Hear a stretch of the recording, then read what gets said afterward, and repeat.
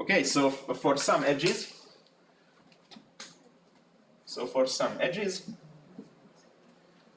we need a minimum amount of flow,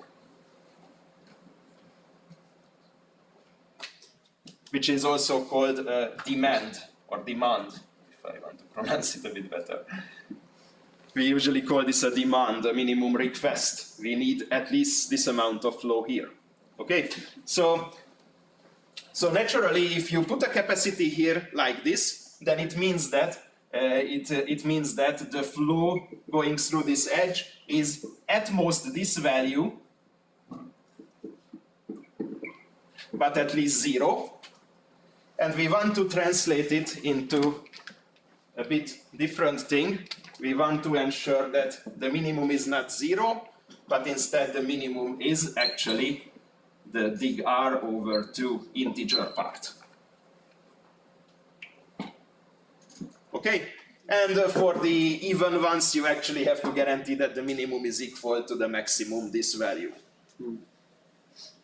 Okay, so who encountered this problem before? Flows with demands?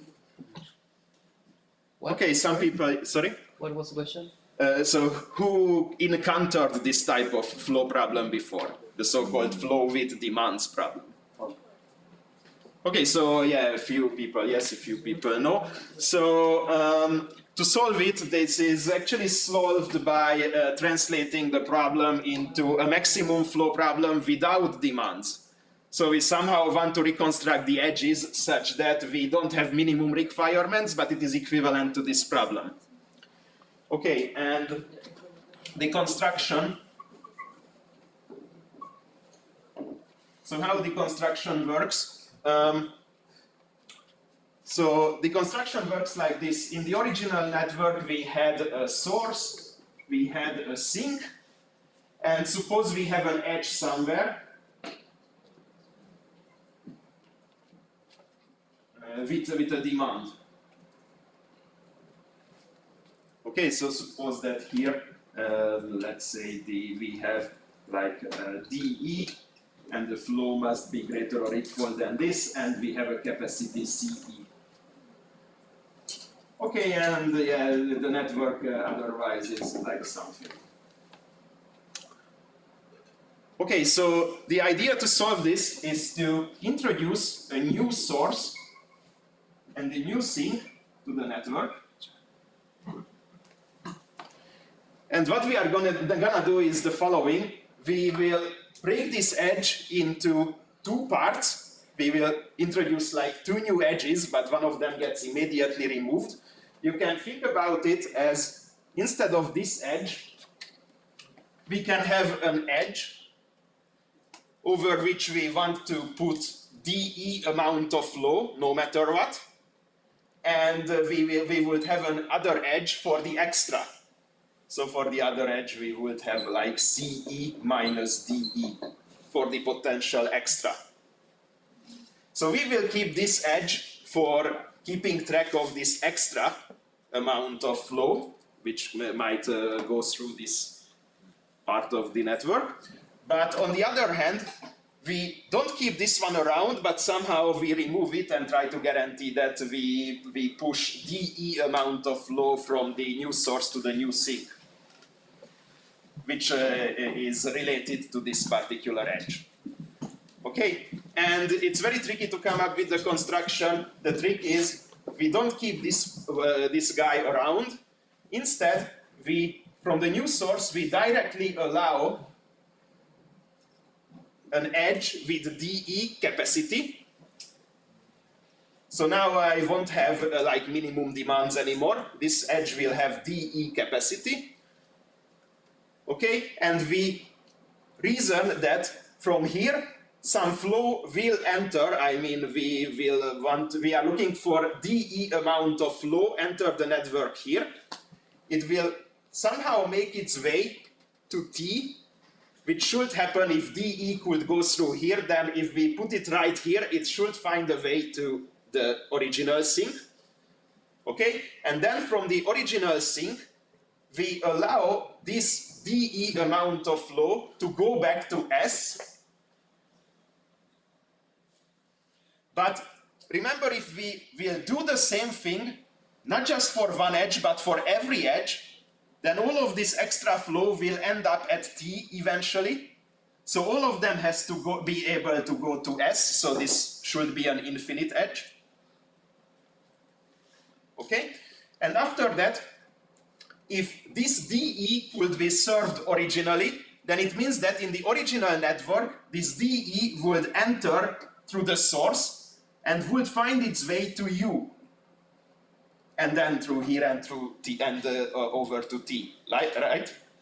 So we reason that the same way as this dE flow could make its work from here to here, if we allow it to go back here, then it must find a way back to U, and from U we can safely remove it from the flow network, so just move it to the new sink. So this will have a capacity dE. And that's kind of the end of the construction. We do this for every edge with a demand. Okay. Of course, if some node has like multiple edges with demands, then we can like merge them and just create one single edge with the sum of like demands, but that's like a trivial simplification. Okay, yes? I got a little lost on why did you introduce that edge with infinite capacity back to the sink, to the source, I'm sorry. Okay, because this is how I will circumvent this minimum dE amount of flow going from U to T. In the original network, if you had dE amount of flow going from S to U, then through this edge to V, and then reaching T eventually, then somehow you need to guarantee that the same flow will like goes through the network somehow, so goes through the same set of edges in some sense. But now we directly push it to V. Then if it originally was able to go from S to T, then from V it can go to T through some edges. And then from T, we push it back to S, because we also need to guarantee that this dE amount of flow is able to travel from S to U. Okay, and if it manages to travel like from S to V to T to S to U, then finally we guaranteed that in the original network it could go from S to T, so at this point we can just let it out of the network. Okay, got it. Yes? Yeah. We tried the solution on the contest, but we got TOV. Yes, so for this particular solution to work, you just need some super efficient like implementation. So like a very good push relabel would pass. I mean, we tried like multiple implementations of push relabel when testing, but all of them were pretty good and they could pass. Otherwise, its implementation. Yeah. Yes. And in this construction, what happens with the surplus flow, like with the dE minus dE? Yes, so you can see that any amount of flow that is above the minimum demand can still go from S to T through these remaining edges. So through these edges which allow the surplus flow going through. Which is the sink in this case? Is S star the sink or S? Yes, so this is the source from now on, and that is the sink from now on. Yes? The new source has the sum of the capacities, only the demands, with like the max flow with only the demands. Yes, but take care that this construction puts a lot of extra flow into the network, because originally the same exact flow unit would contribute to multiple demands at once. And here it is not the case. Here for the demands you push them into the network like independently. Yes, but so this was it's not like having the exact same flow like that, going through a different set of edges. Here the flow itself is much greater, because you push new units of flow for every demand independently. And here, a unit of flow can satisfy a unit from multiple demands at the same time. But where the extra flow comes from? Because if you cut the edges outgoing the new source, so you will have like a max flow of only the sum of the demands. And you wouldn't have like that extra flow to push. Or the old source also can.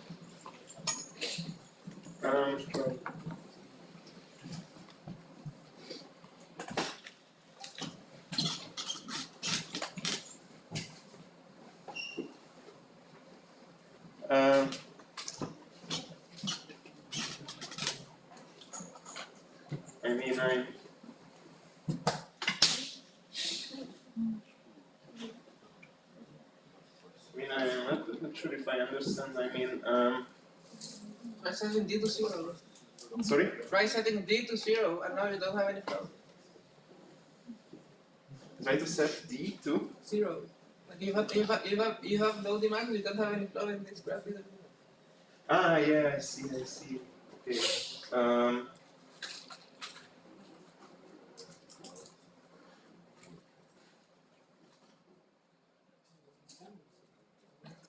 Oh, am I missing something?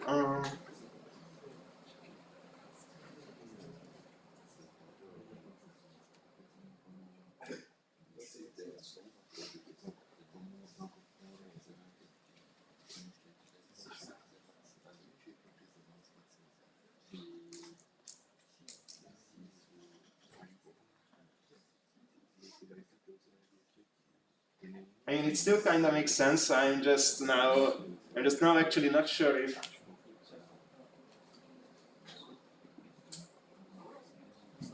this construction allows us to have this extra flow.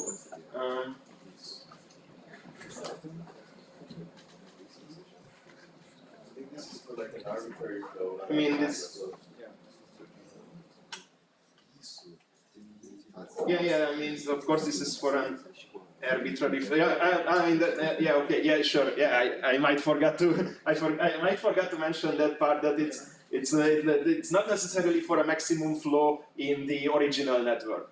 Yeah. Okay. Sorry, I forgot about that. That's why I was a bit confused by the question itself. So, of course, in terms of the original network, this this is not a way to look for like a maximum flow. This is a way to satisfy the demands. Okay, and in this particular problem, that's what we need. We don't want the maximum flow, we want to satisfy the demands. Yeah, sorry about that, I kind of forgot to mention it. I'm actually now, I was kind of trying to think whether it's like possible to increase in some very simple way the flow value itself. But anyway, it's not really interesting to us. I cannot see the construction immediately. I will need to think it over a bit. So yeah, so this will like translate. If when does it translate? Actually, that's what I wanted to continue with. When does it translate to a flow that is not necessarily maximum but satisfies all the demands?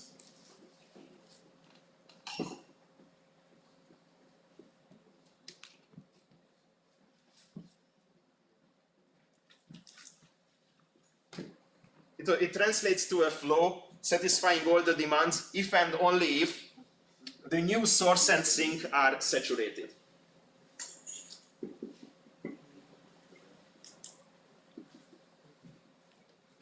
In a maximum flow in this network.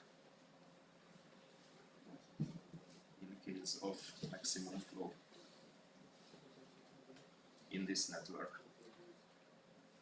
Okay, and you can prove both directions independently. One direction we kind of proved already, right? If these two are saturated, then we can directly translate it to some arbitrary solution of the demand problem by imagining the demand going through those paths that I was explaining. And you can prove the contrary, so if some edge is not saturated, It's a bit like you need like a small bit of work, but then you can prove that there is either an augmenting path or there is no way to satisfy the demand. So it's actually true in both directions. Okay, so that's the main part of the construction. Okay, any questions? Okay, so basically, we take this graph, this bipartite graph, and so what we do is we. Yes, but you need to be careful because these capacities are kind of fake. I just put them there to show you some basic idea, but some of these are actually demands. Here they are not demands but maximums of capacities. And so basically, we'd have to get the flow of that network, right? Yes. Which then will like only be. It's not the max flow actually. It's just like the maximum or like satisfies all the demands. But still, that'll indicate which edges will have flow and which edges will not have flow, and that's sufficient. Yes. Okay. Yes. Fantastic. Thank you. Yes. So in the end, you can reconstruct this base setup in your head and realize that depending on the flow going through these unit capacity edges, you can find the construction. Okay. So that's it. That's the first solution.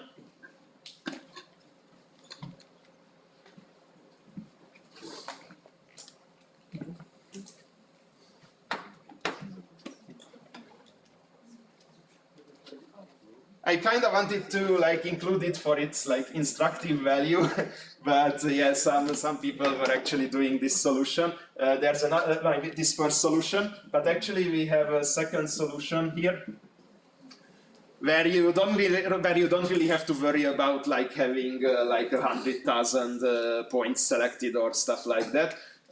So in the second solution, you kind of imagine the same graph, but now without flows, capacities, or whatever else. These correspond to the rows, these correspond to the columns, and for each point in a row and a column, you add an edge.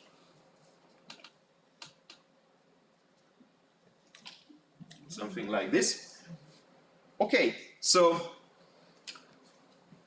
the problem might be tricky, but as we were thinking about the flow problem, we already came up with a useful observation. If the degree of some node is even, then you need to use exactly the same amount of boys and girls in that row or column. If degree is even, number of boys equals number of girls. That's a useful observation. That means if we would only have nodes where the degree is even, then how can we solve the problem? Isn't it a maximum matching? No. That kind of leads us down to the previous path. Right. But if you have a graph with every degree being even, that should ring a bell immediately, irrespective of what the problem is.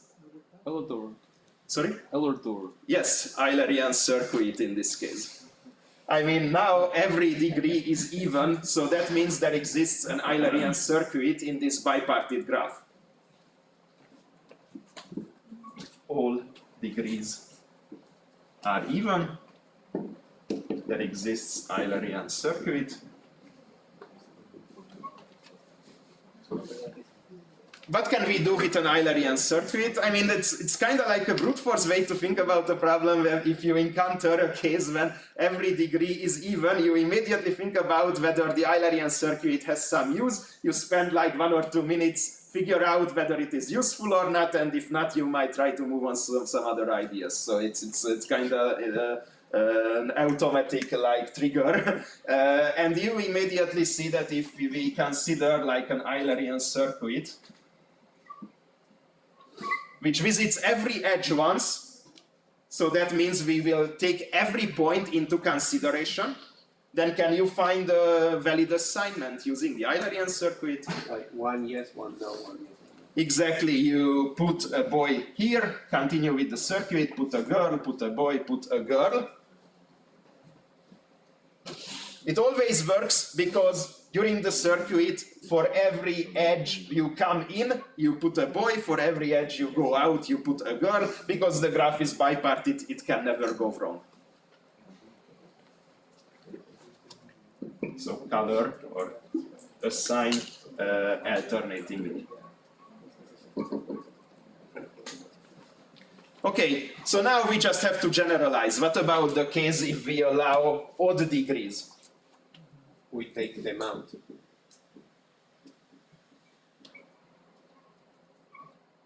Exactly, you can kind of brute force this way to the general case if there are some odd edges, you can remove some paths from the graph. Starting from an odd degree edge, move, for example, up until you find another odd degree edge. It's just one particular construction. There are more than one ways to do this. Move until you find another odd degree edge, remove that path. Repeat this until you get back to the even case, then solve the even case, and then reintroduce all the paths that you removed. If you do what I said, then you have to be just a bit careful, because what I said allows you to, it does not, okay, but you have to be careful to keep the balance difference in each vertex to at most 1, but it depends on the exact construction you apply to remove them. Okay, yes? You don't actually need to remove a path, you can just take a path, and if on the starting node you still have edges to go, just invert it. Exactly, so you can easily simplify this constructive idea. I just said it this way because it kind of gives you away the proof immediately, but because of the graph being bipartite and having an even number of odd vertices, you can do, as I said, you can kind of directly try to create this Eulerian type of paths. Okay, thanks. So yeah, that's a solution. Remove paths from odd to odd, and repeat the construction.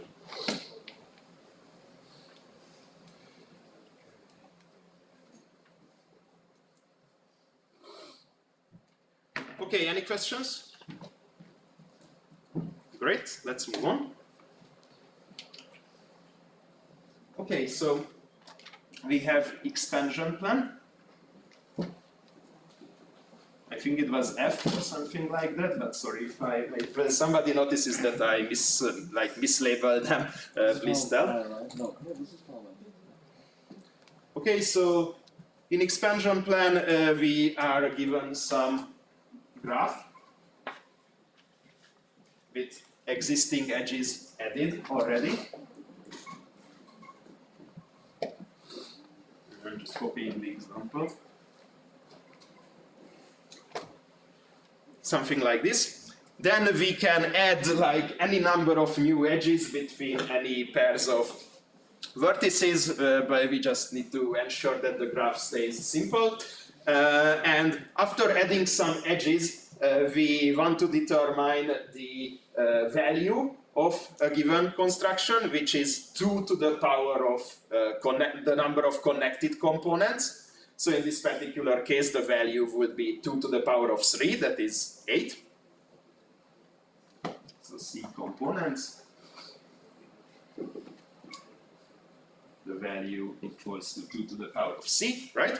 And after that, you need to find the sum of values over every possible way in which you can introduce new edges. Okay, understand the statement. Everyone understood the statement. Great. So what we can do here is, well, it seems a bit difficult to approach the problem. I would say one observation that you can that can help you solve it is to notice that 2 to the power of C is a very arbitrary choice for the value of some construction. So you might try to reason why the problem setter used 2 to the power of C here. Well, why not some, I don't know, arbitrary value? Other arbitrary value. And actually, this 2 to the power of C is at the same time if you have a construction, this is the number of subsets of components in a given graph. Number of subsets of components. Okay? And what is the number of subsets of components? Well, by definition, kinda, it is the number of ways to select like a set of vertices x such that there is no edge between the vertices in x and between the complement. Number of ways to select a set of vertices such that there is no edge between x and the complement, so v minus x. Okay, if this is not clear, you can think it over. It's like a consequence of the binomial theorem of Pascal's triangle, but it's also like the definition. It's almost the same as the definition of this number of subsets thing. So for example, you can select this x, and x always contains like one or more connected components, and there must be no edge between x and the other part. Okay, so what is this number for a given x? For a given x? Well, for a given x, it's actually a relatively easy combinatorics to get this. So the number of ways to create graphs where x and the complement is like not connected by any edge is that you can like count the number of edges that may or may not be added to the base graph, and put this to the power of 2, because for each of those edges that you are allowed to introduce, you can decide whether to include it or not. So you have two independent choices for each way, and not for each edges, but for every edge. Yeah, for every edge you have an independent choice whether to include it or not.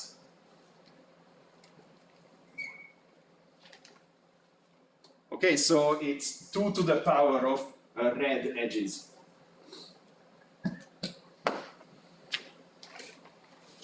Okay, and there are more red edges here, but I am not going to like draw all of them. Okay, so how to calculate it? Well, you can kind of argue that there can be, that's the easiest way. You can argue that in the graph with n vertices, you can have at most like n times n minus 1 divided by 2 edges. This is all the number of edges. You don't have a choice for m edges. These are the original edges. Those must be included, so you have no choice. Okay? And you also need to remove from consideration every edge that connects a node from x with a node in the complementary. Right? So you still need to remove like x times n minus x, not x, but size of x. Potential edges. Okay, so this is the total number of edges that you can consider. These are the edges that are already in the graph. You don't have a choice. And these are the edges that connect something from x with something in the complement. For those, you also don't have a choice. For every other edge, you can choose whether to include it or not. Great. Okay, so the last observation we need after this is to realize that you cannot really enumerate it over every possible set of vertices x, but you can see that the formula only depends on the number of nodes you select to be included in x. So you need to count that.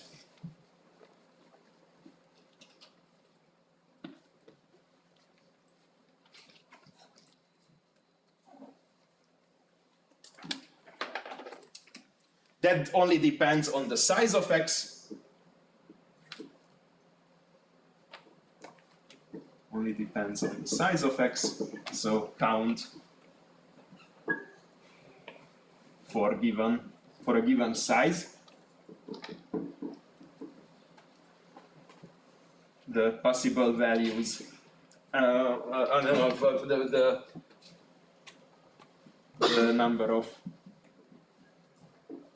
sets with the number of X sets. So the number of like sets of nodes with a given size. Okay. So essentially that is some kind of a knapsack problem, because you have this component with 3 vertices, you have this with 4 vertices, you have that with 3 vertices. By connecting a few of them, you can create bigger components. So you can, not connecting, but selecting multiple of them into the subset, you can create like bigger subsets. So you need to find the possible sizes that you can combine these components into, and need to find the possible sizes, and for each size the number of subsets with that particular size. Okay. So this is 3, this is 4, this is 3. So you could argue that in this particular case you can have nothing selected, that's like 0 elements, and there's one case. You can have 3 vertices in X 2 ways, selecting this or selecting this. You can have 4 one way. You can get 7 2 ways. You can get 6 one way, and you can get 10 one way, something like that. Okay, but that is too slow, because to solve this knapsack like a DP, it's like n square complexity if you have a lot of components. So you need to somehow optimize. A good way to optimize is to use polynomial representation and do FFT, because the idea is when you create X, for each of those components you can decide whether to include it or not. And I guess last week you already encountered at least one problem where you create a polynomial representation where the terms of the polynomial represent yes/no choices, or choices between possible values for something, right? You know, one popular example is like the partition number, or partitioning into different number of terms. There you can do the same idea. Okay, so polynomial representation. So we have this where only the size counts. So this translates into 1 plus x cubed. If you don't have it in x, you add 0 points. If you add this, you add 3 points to the size of x. This is 1 plus x to 4 because it has 4 vertices. And the last one is 1 plus x cubed, because you can add 3 vertices to x by adding this component. Multiplying these polynomials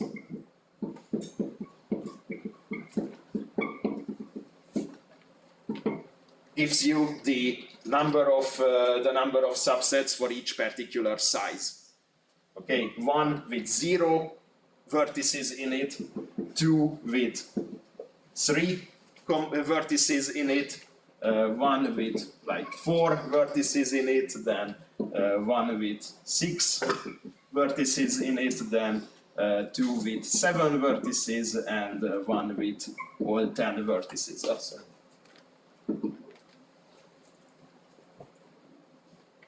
Okay, so here the degree is the number of vertices in X, and the coefficient is the count of that kind of subsets.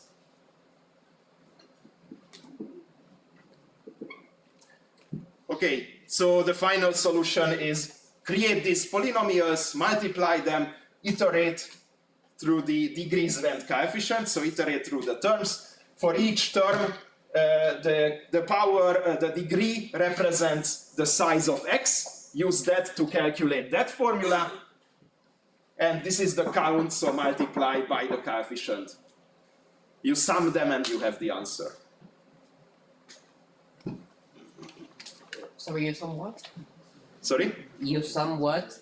You said something. Yeah, so you... I mean, with that you get the amount of subsets of each size. For every term like ck times x to the power of k, you know that now your subset x have size k, yes. So you evaluate this formula in k. For k, yes. Okay, and you multiply that by ck. If it is fk, then for this term you create like you count it fk is the value, and you multiply it by ck, the number of ways to create a subset of size x. Okay. Okay, and then finally you sum this for all of the terms. Yes.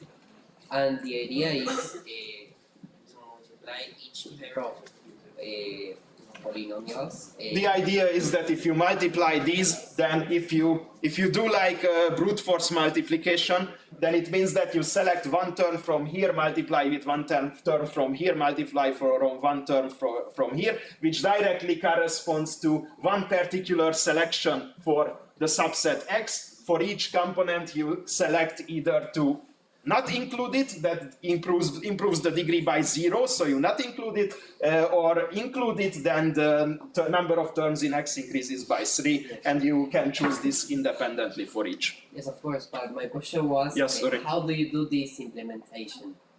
How do you implement this? You read the input, you compute the connected components. For each component, you create a polynomial. Yes. And then you multiply. For multiplication, well, you can kind of like, I don't know, there are multiple ways, but the simple one is to like always multiply the two lowest degree terms. Okay. Okay, that guarantees you like logarithmic complexity. Yes. Okay, so yeah, it's actually for this, if you want to specifically prepare for this kinds of problem, you can prepare like a piece of code that takes a vector of polynomials and returns the product, because the same idea occurs in like many problems. But if you don't have place for that, it's something that you can implement from the top of your head relatively easily. But I don't know, for example, our teams usually have a piece of code for like multiplying a vector of polynomials. It's kind of useful. Yes? Could you explain the first part again? I didn't really understand how you got to that formula. Okay, if you don't mind, let's discuss it during the break. Now I will erase, but we can redraw it.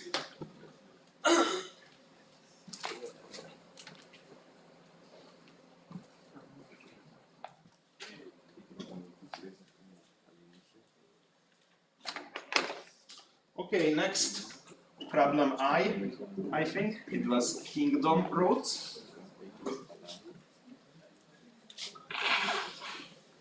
Okay, this was a funny case, and sorry for the few teams who suffered a bit of a time loss because of this. Because actually I included this problem because I thought it includes some test cases to check some very particular thing.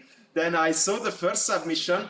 I opened it, it seemed fully correct. I mean, it avoided the pitfall that I was thinking about. So I got suspicious and I immediately started to implement an independent solution just to verify my guess that there is an issue with the tests. And it was true, so it took like, I don't know, 20 minutes to fix the tests, but yeah, sorry about that. Okay, yeah, I just took a problem package and imported it. I kind of didn't check it, so yeah, sorry. Okay, so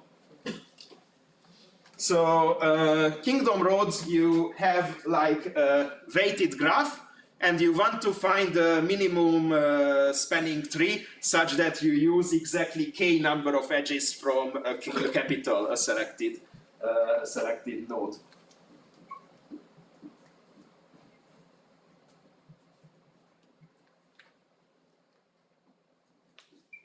So for example, here d1 is the degree of 1 is 3, and find minimum spanning tree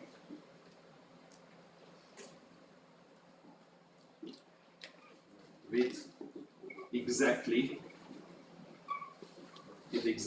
k edges from node 1.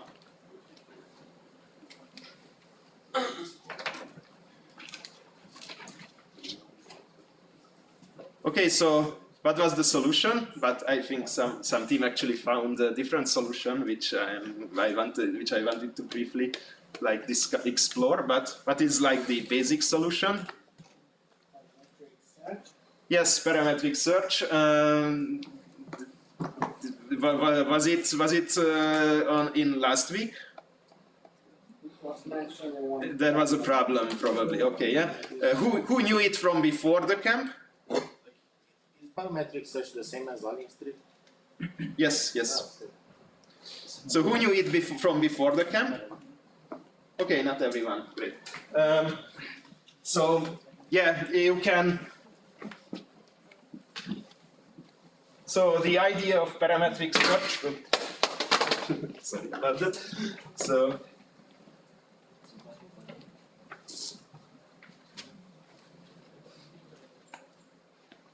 Okay.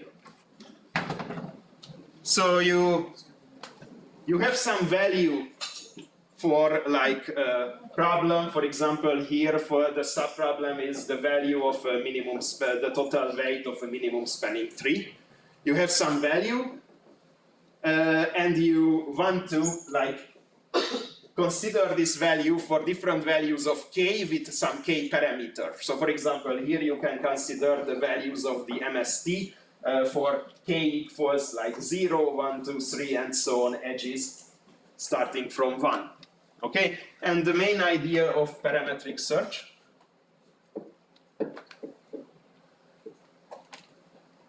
because of historic reason, I actually prefer to call it like lambda optimization or Lagrangian relaxation, something like that. Alien streak is like the ugliest name, but it's also used. I mean, it's funny because it refers to a particular problem, but the method is like known. I mean, in this kind of setting, it's known like I don't know for 30 years, and like the general idea from when it comes from is known for like 200 years. So yeah, calling it alien streak from a previous IOI is a bit tricky. But anyway, the idea here is you can try to argue that in terms of k, you have some kind of a function for the total weight of the MST. So Fk is the value of MST for k edges from 1.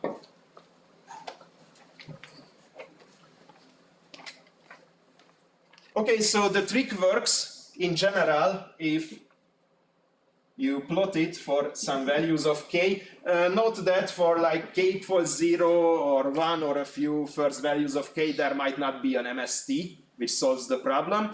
For large values of k, close to using all of the edges, you are guaranteed to have a solution. So there is some minimum k where a solution actually exists. And then the parametric search itself can be used if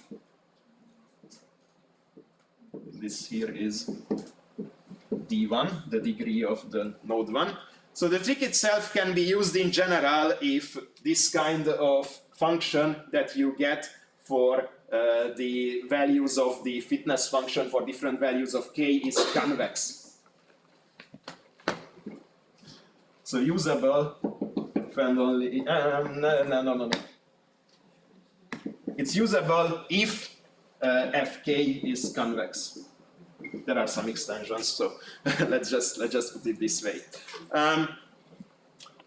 Okay, so what's the geometric intuition behind it?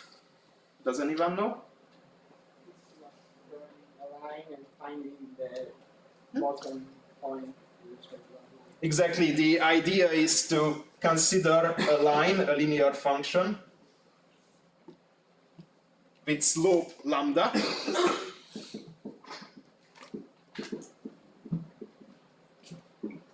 Line with slope lambda, so it is some constant plus lambda times k. Well, here we allow k to be like non-integer, but yeah, whatever. So you have this line, and the argument is if this function is convex, or also works if concave from the other direction,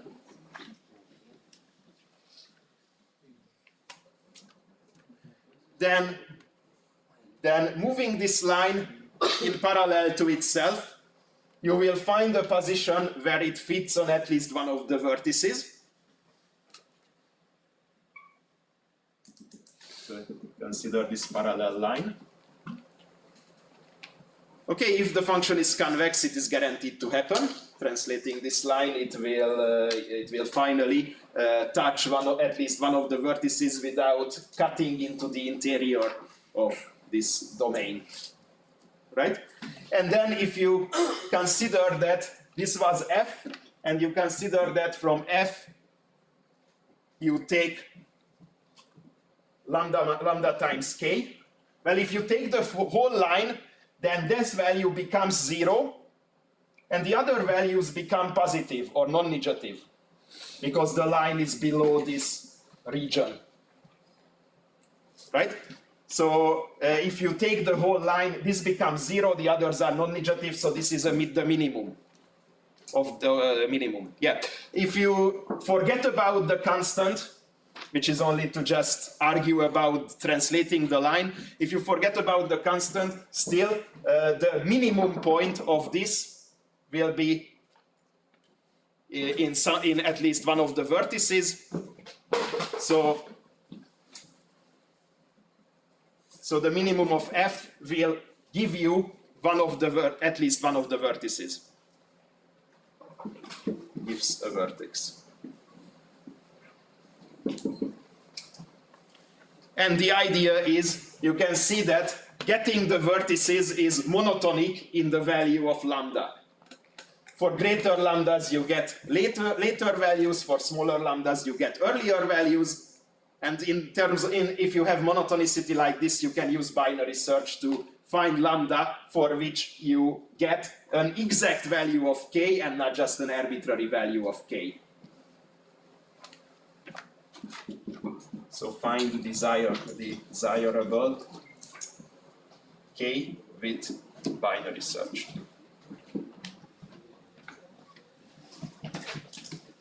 Okay, so it's kind of easy in some sense because you need to binary search over the values of lambda. For each lambda, well, taking lambda times k kind of means that you are going to use k out of some selected items. So you can say that each item costs lambda. That's an easy translation. Subtract lambda from each item that you are going to use, and find the minimum of essentially the same function for which you usually have some algorithm. Okay, this method is like very much preferred in problems with DP, because then the underlying DP problem is also interesting. Here it is not so interesting because while doing the parametric search and trying some value of lambda, you just have to solve an MST problem where each of these nodes gets their weight modified by lambda. Okay, is it clear until this point? Yep, yes? Sorry, so then like changing lambda or like changing the slope of the line? That's the same, yeah. Yeah. The answer is yes, sorry. But with cell are considered like a parallel lines to that. Yes, but for the parallel lines, I only use that to show you why it works, because if you consider parallel lines, you can just push it to a position where it touches at least one vertex, then you can see that at that point, if you consider this difference, you have 0, and in other points you have non-negative, so it's a minimum. So that it's just to prove that it works. Here you don't need to take care about the constant, because it will stay a minimum with not 0 value. Okay, what else should you know? What's the number one pitfall of using this algorithm? Okay, there are two that are usually mentioned. One is whether we actually have convexity and stuff like that. Let's save it for later. But what's the most common pitfall in the implementation? Yes? It might not be strictly convex. Yes, it might not be strictly convex, or you might it's interconnected. It's the same issue. So the pitfalls that you should be careful about. There are like two of them, which can be solved the same way. Be careful when binary searching.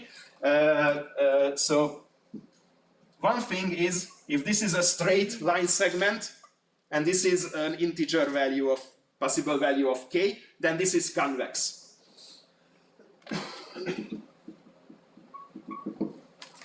And the other, connected issue, if you just have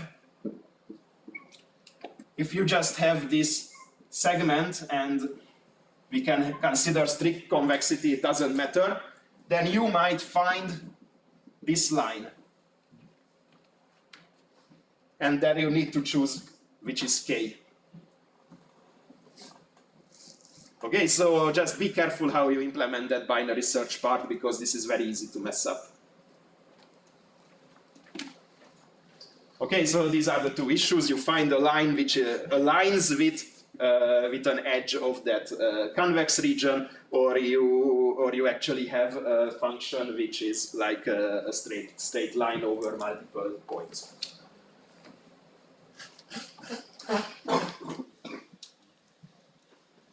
Okay, so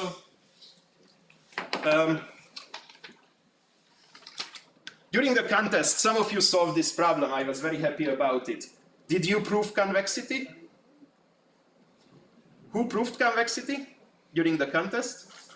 I mean, You convinced yourself. Okay. So you didn't prove it. Let's put you into that category for now, because that is actually very good. I mean, really, that's what you should do on the contest. So thumbs up to everyone. The usual advice is just convince yourself, write a brute force, do whatever that kinda gives you some self-confidence to submit the solution and not expect too much penalty points. Okay, so who proved it after the contest? Okay, so thumbs down. You are back to 0. You should. If you are aiming to improve in general, you should try to think over these things sometimes. Okay, you might not have the time. I mean, I'm actually not blaming you, so don't take it in the wrong way. In this camp, the program is very crowded, so I'm actually not expecting you to sit down and think about how to prove it. But in general, my recommendation is to try to think about these things sometimes, because it might help you improve a lot. Okay, but not during the contest. So actually, just in general, there are two ways you should think about these results. One of them is connected to this way, that you consider that you try to convince yourself it is convex, so you can use the method. And for that,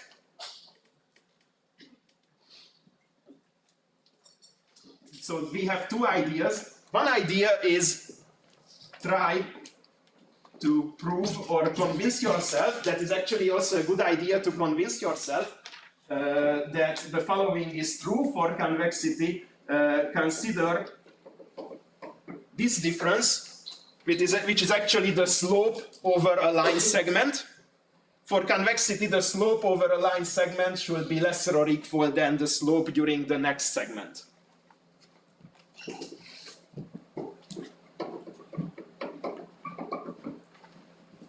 Seems kind of natural. You get diminishing gains if you add more of this specific stuff, edge from the capital in this case. Then you get diminishing results. You get smaller improvements. So it's kind of like a formula that you can try to argue for yourself and convince yourself that it works. And in many cases, this is what we prove formally. Okay, so that's one idea. The other idea, which is actually the nicer way in many cases, is to first consider that if you would use parametric search, what is the underlying problem? Understand, and that's why I think it's helpful to think about the proofs. Understand your solution for the minimization problem, because it might yield you the proof for convexity itself. So it kind of avoids this. I mean, it's useful still to know this, but it kind of avoids this part. You don't try to directly prove convexity. You should try to argue that parametric search works, because finding the minimum of this somehow guarantees you the convexity. Okay. That's your solution to the f minus lambda k minimization problem.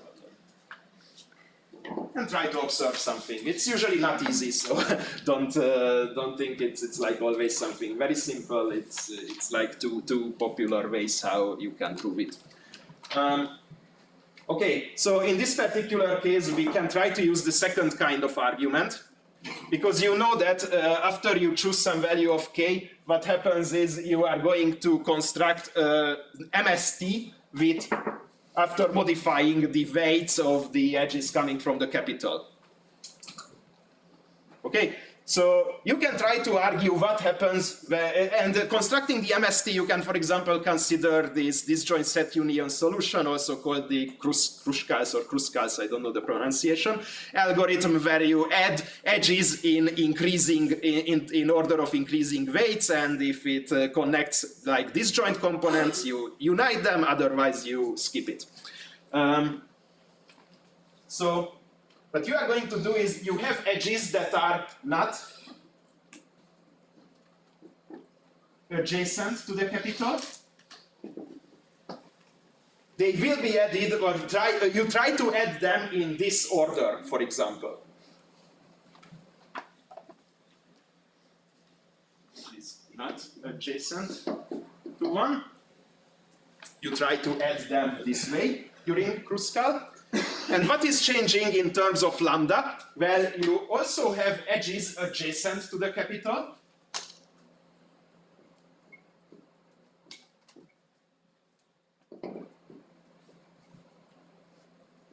Edges adjacent to the capital. And what you will try to do, as we explained, is you try to modify the weight of these by lambda. So for example, in my formulation, you subtract lambda from each of them. Actually, you can consider subtracting lambda from all of them, even if there are more than k.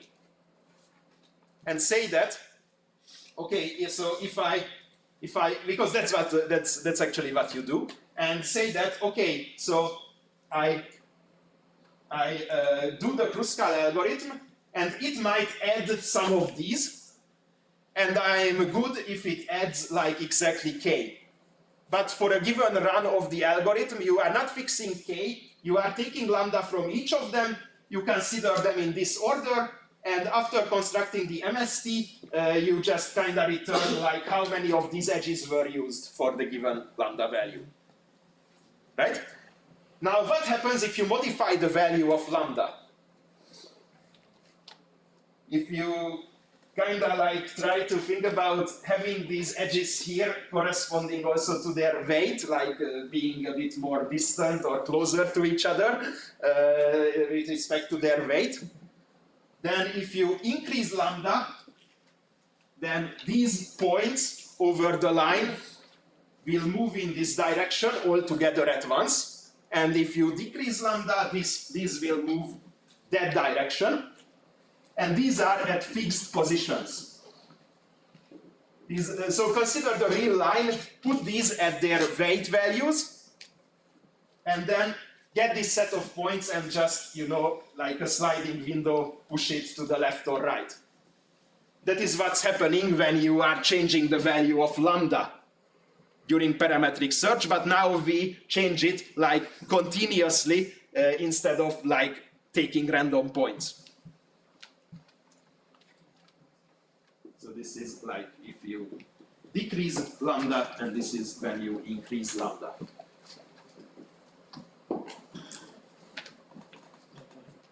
Okay, understand. Yeah. So now you just have to argue when does something change. I mean, let's just consider a starting scenario. For example, let's put everything too far away, such that the minimum amount of them is used. So you start from this point. Okay, if you choose some very small lambda. Right? Now, the minimum amount of them is used. Now, if you increase lambda, you start pushing it in that direction, then you immediately see that the edges here that were already added will always stay added. It doesn't matter if they like overtake some edge in this ordering. They will still be selected because it just cannot change. I mean, if here they connected two independent components, then if you consider them before, they will still connect independent components. Okay, now a false argument is that this will be like included in their original order. That's not true. That's not true because the original edges might not get included in their original order. So actually what you have to be careful, you have to consider here is if there is some edge somewhere here that is used in the MST for some value of lambda, then there might be a point when lambda is large enough that one of these edges overtakes this such that now that will be added to the MST, and if some of these overtakes it and gets added to MST, then what happens to this one? It will not included in the MST, it will be kind of removed from the MST, and it is easy to prove because that means that originally we used that edge to create a spanning tree. But now if one of these overtakes this and will be preferred, then it means here, adding this edge, we have a cycle and we remove EI and add some Fj minus lambda instead. Okay, this is what happens, this is what might happen during an overtaking. Right?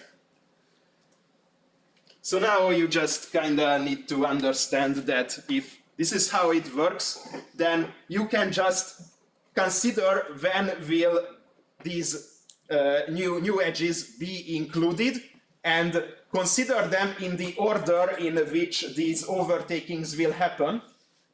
Because at those overtakings, you will reach the endpoint of a segment and then carry on to the next segment with the improvement gained from the overtaking. And you can immediately see that if you sort them according to the distance when this particular overtaking happens, then the gains will be diminishing. Because the distance is kind of what the gain is, kind of corresponds directly to the gain itself. So actually, this proves that the gains are diminishing, and you also need to like understand that if you do a swap like this, the edges change, but the connected components does not change. That's why it works, and that's it. So we proved convexity, but we proved it by like sliding through this graph. Okay, so this is another kind of argument which is like very often useful. In the DP problems, it's also very interesting because, yeah, if you can solve the underlying DP problem, usually the way you solve it can be translated to prove like the original one. I mean, the underlying DP problem sometimes solved by divide and conquer DP, then you can kind of understand why does it mean convexity for the upper level problem. Sometimes it's solved by convex Hull trick, that's also a way to like translate into convexity. In many cases, it's not there are no like general theorems, but there are nice proofs like this. So here it's good. I mean, that's kind of why I'm recommending to think about the proof in the first place, because it like improves your understanding of MST. Because you require ideas like if there is an overtaking, then the components does not change, but you get a cycle, and actually that's how you prove that Kruskal works, constructing these cycles and understanding that you need to take and remove a specific edge. So it's kind of like this. Okay, any questions? Great. Okay, so maybe we'll look at my lists. Yeah. Okay, so there is actually one particular task that I don't want to talk about that much. Because after some initial observations, it becomes very technical, so I don't think there's like a real point in discussing it in depth.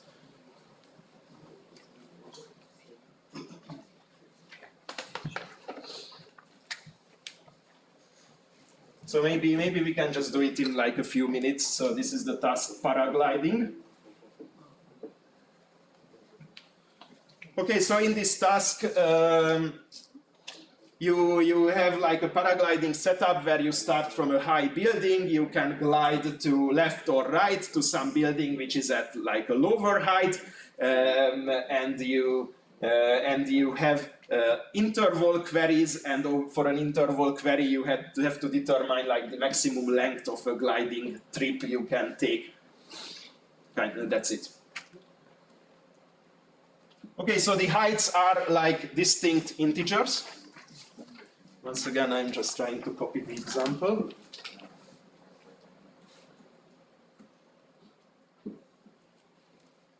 So you can consider them as like a tree graph, where, for example, starting from 6, you could technically glide to multiple of these, but the most interesting one to us, if we forget about the interval queries for a second, is to glide to the second highest over this segment. Okay, then from here you can glide to this way. Here you cannot go to the other direction because there are no more like mountain peaks or whatever. From here you can go to the left or go to the right, and from 2 you can still glide to 1. So we have this tree structure, which is always a binary tree, because like you can always consider going left or going right, and you can never return to the other side because the building itself blocks you, or not building, but it was mounted, whatever.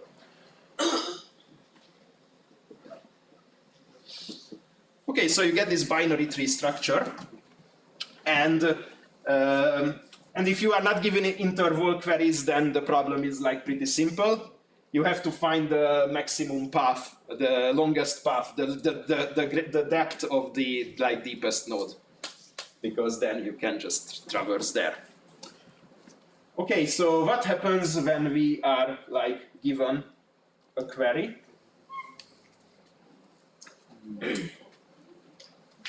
If we are given a query, we are not allowed to move outside of this like subsegment. So in order to like get an observation here is like a branching point. You can consider a top-down or a bottom-up solution, and both can be like carried out. So it's completely up to preference. So you can either argue from this point top-down or bottom-up.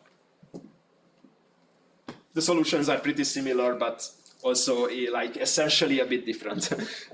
So for example, if you consider a bottom-up argument, you can see that you can start from, it is enough to consider the elements on the 2 sides, given that you can pre-calculate some values and use them wisely. So the idea is, if you have an interval, you will try to process the tree up to their lowest common ancestor. Makes sense, because I mean after that there will be nodes from which are outside of the interval. Okay, and what you can observe here is, for example, if you go from L and traverse towards the LCA, is that if from the current node there is something to the right and you didn't reach the LCA yet, then you can just consider taking that right path. Okay? And you see that you might step outside of the array, then you can just exclude this. And on the other hand, if you, and actually this is true, the critical observation here which I wanted to point out, if you start from L and go up, then whenever you step to left, you always step out. Even if you will do it here, you are guaranteed to step out, because if this node were inside, then this left part wouldn't be a left part, it would be split into two parts. Okay, so going left always steps out. Going left always steps out, and if you go right, then if you haven't reached the LCA yet, you can always consider the solution on the right subtree in its full depth. I mean, you don't need to step inside. If you didn't reach the LCA yet, then you know that this subtree will be entirely included in this subsegment.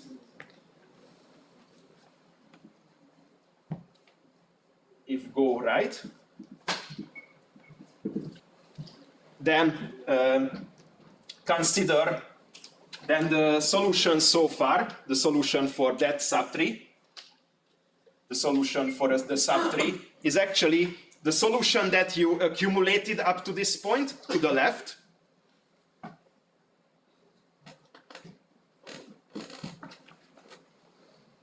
Take the maximum of the solution you already accumulated to the left, and on the other hand, from the right side, you can pull out some, I don't know, dp value which contains the full solution to the subtree on the right, without any cuts and stuff like that. Okay, +1 because you also reached the current node.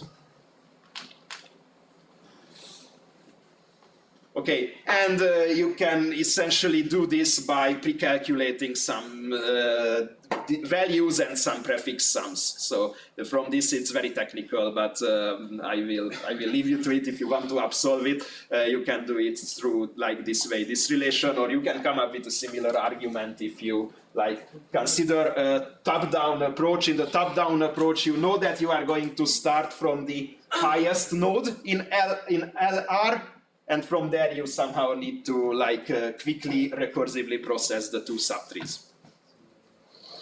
You get similar kind of values pre-calculated, but the implementation is just a bit different. Okay, do you understand the main point? Yeah, okay, if you were thinking about this problem already and you want to discuss something, we can do it during the break, but essentially these are some solutions. You can do this with some LCA tree, you can also do it with like a tree, Cartesian tree, something like that. There are many techniques that can solve it. This is like technically very flexible problem. Not a specific data structure is required. You kind of need like prefix sums or something like that to process the queries fast, but that's it. Okay, so let's have the break now. Let's continue at 10:40. Okay.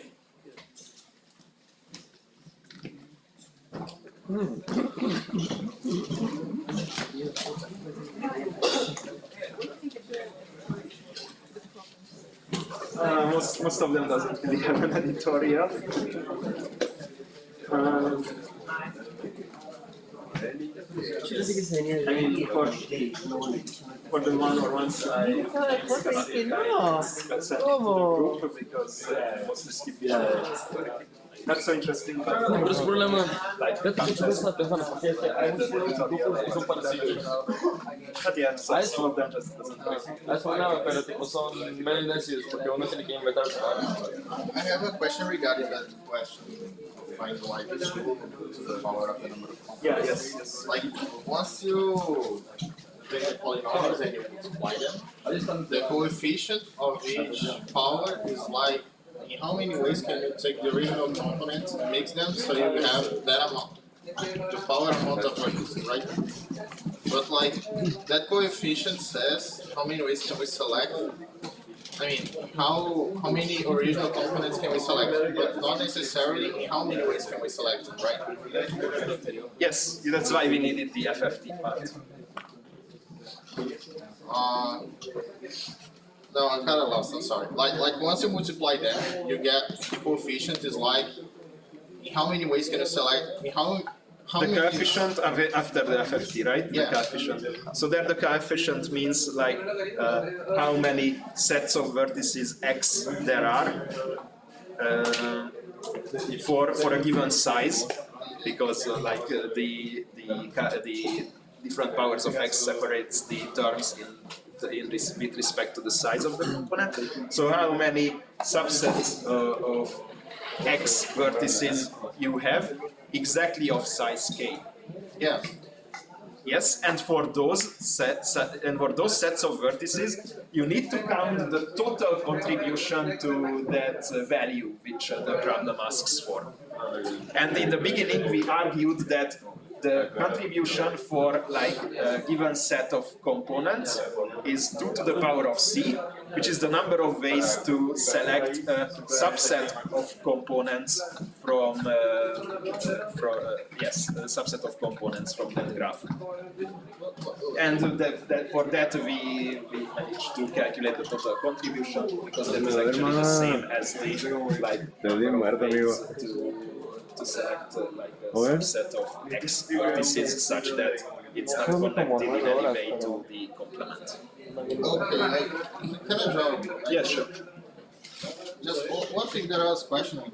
¿Habías dormido así 9 horas al día o no? If I had like Realmente lo que duermo. components in this, ¿Pero aquí en el training camp? No, o sea, yo creo que la primera semana I'm dormí trying de to, 6 o 7. and I will go there and check. A mí me pasó ayer que no hice nada y como que me descompensé. If O I sea, have de only these two, andar en chinga todos los días, two, right? Yeah, you go two, me right? But descompensé. like the contribution of these and these are different. Because like if Se you llama do así. add those new edges to my graph, and here you can Así add, ya. and those are different. Like these are 4 and these is 3. This is what got me confused. Like Yes, but we never like take this into consideration independently. We like consider the cumulative contribution of stuff like that. oh, In that argument. So that's why it doesn't. I didn't understand the formula yet. Like something like.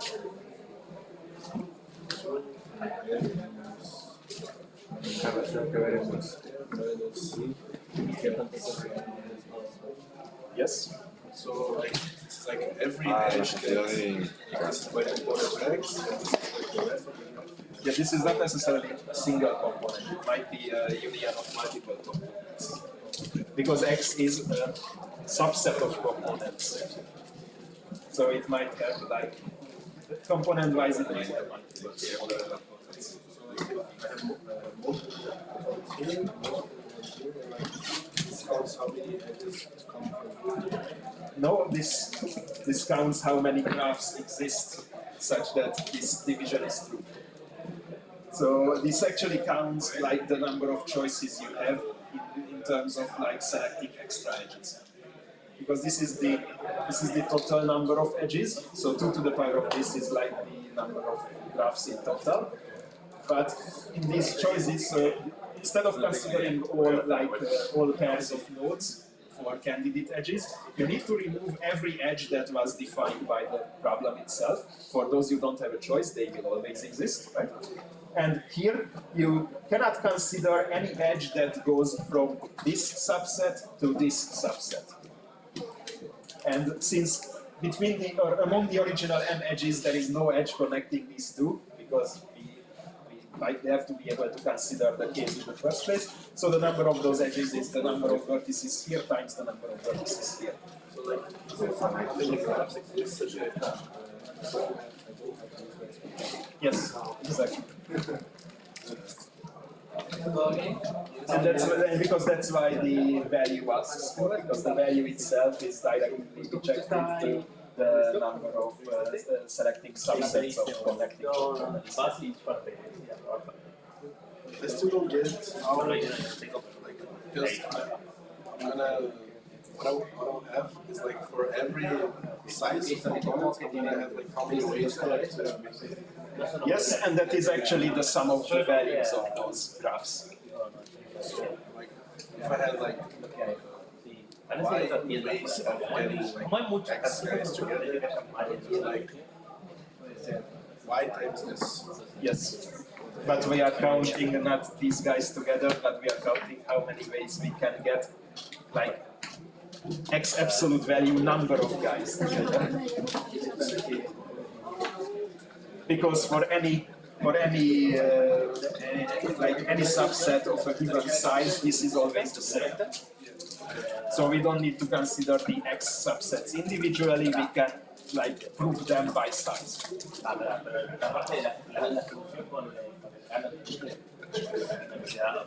So we can get the contribution from this size x to the answer.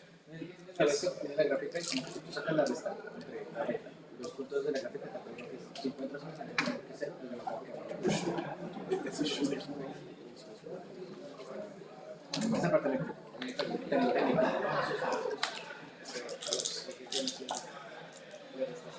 lambda y buscas cuántos incluso y buscas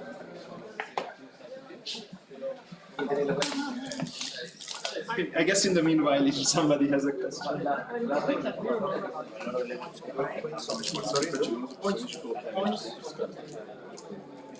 The first network was a game where you I tried to implement so maybe because what I'm doing is first I define the max matching. Yes.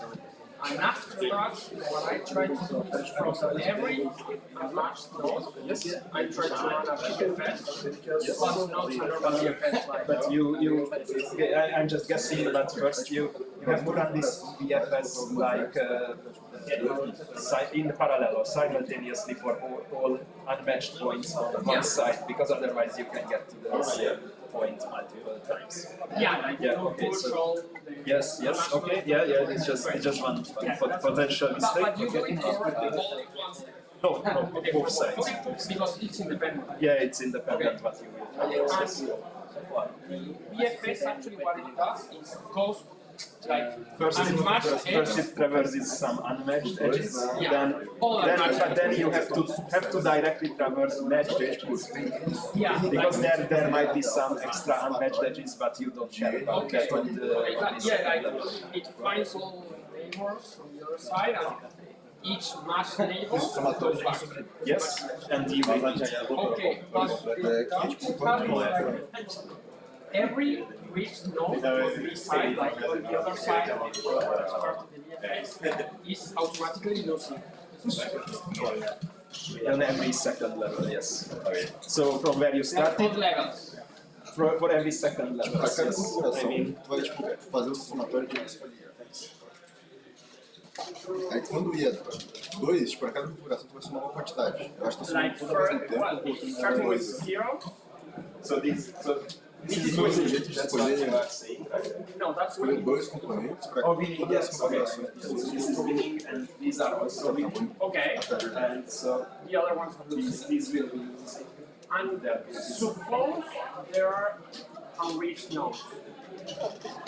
Like I mean, if you consider this from one side of the graph, then you get like these winning positions.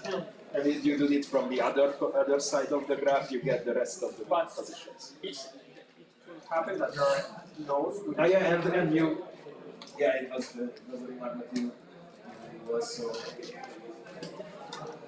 I mean, you can also think about, I don't know what was the question, it's count the winning positions. And bring down in position. So then you know the node cases like this. Because these are both of them. Actually, these are only vertices that are not far.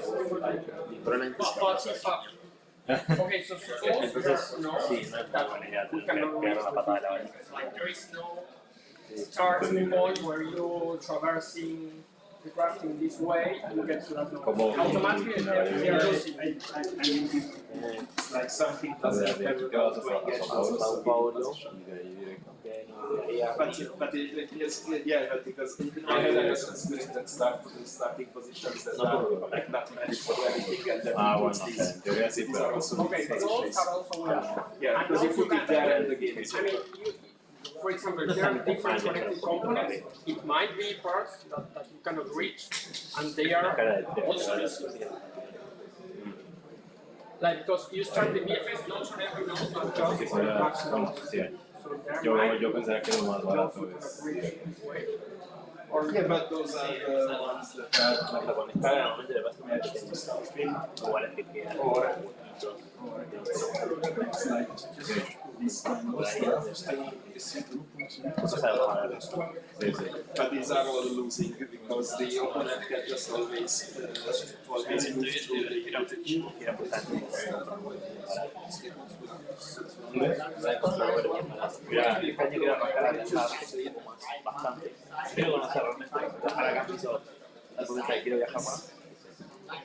Yes, because those are like two independent subsets. I mean, you can do it all on part.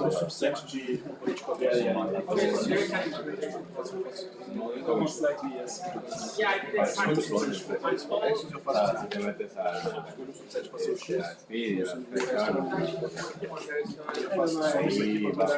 Small corner cases where it's construir it's like handling the same piece of things. Ciudad de México a Londres.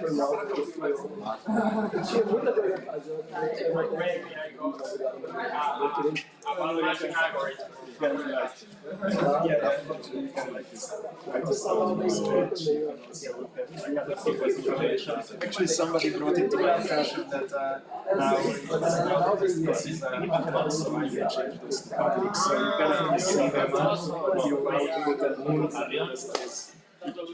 yeah, I forgot about that completely. So yeah, somebody brought it to my attention. I mean, during the contest it used to be hidden to see ICPC, but after the contest it was easy. So previous one? Yeah, for that one I will update the other one.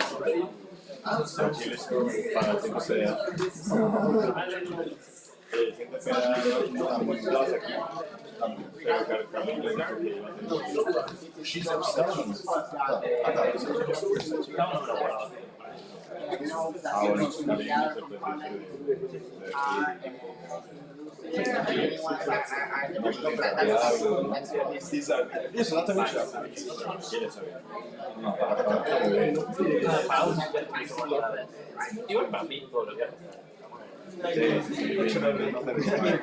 For example,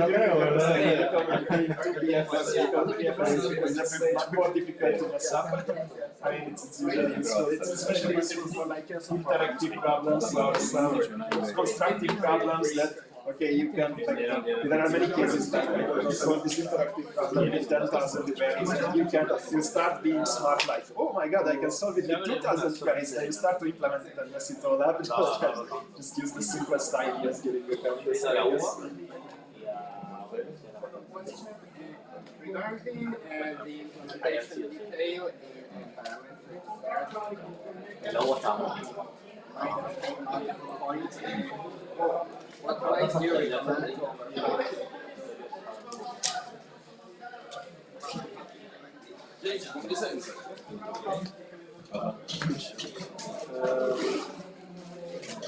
During the contest, I will solve the problem with technicality, like I have to solve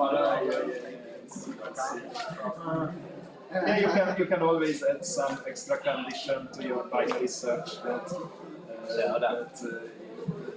depending on the value of k you receive. So you will try to read the search interval so that it always contains k.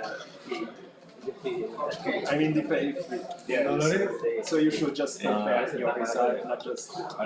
Yeah, that's it. You just compare the result that you get with the k that you're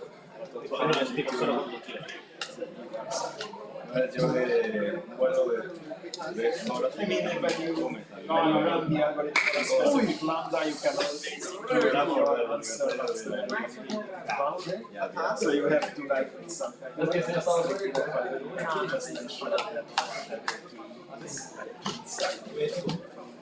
I mean, you can get like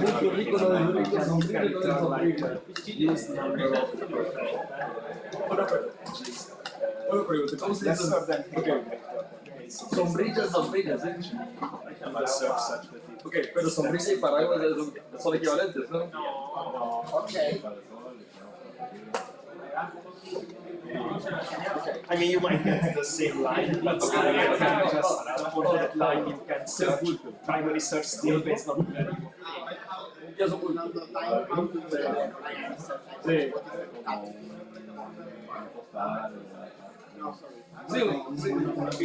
Lambda, how do you make your method? Okay. Yeah, sorry. So sorry about that. Yeah, okay. So actually, yeah. So you can find one of the sides of this straight light segment.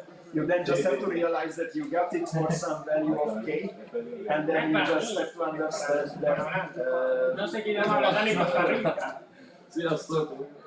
Mathematical base, I'm just trying to pick a simple one, but you kind of have to understand that if these are on the same line, then you can just with the same lambda like modify your value with like k minus this k times lambda. Okay. So you can just modify your design like details of L and K, where L is what you find and K is what the problem is for. Thank you. I'm sorry. I understood what this problem was for me.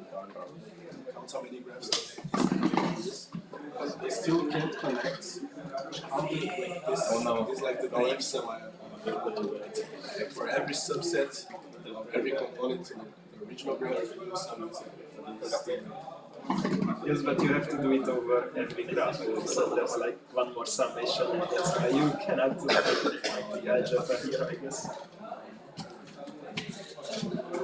I mean, this is for like no, okay, I see what you mean. So this is like every subset of the original graph. Subset. Oh yeah, okay, I see. Yes. This is what you're doing, right? Like fast. Yes.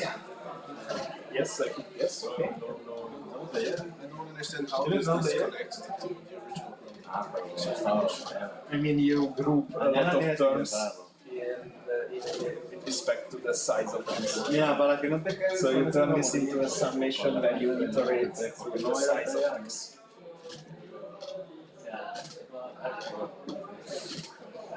Por eso es para que yo mira, como quiera, mira, puede funcionar muy bien y ella media o muy mal y ya no la vuelves a ver. So you kind of Da igual, da igual. You take like x, which is like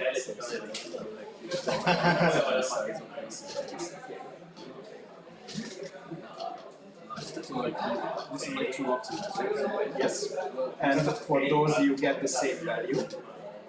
I mean, this only depends on k.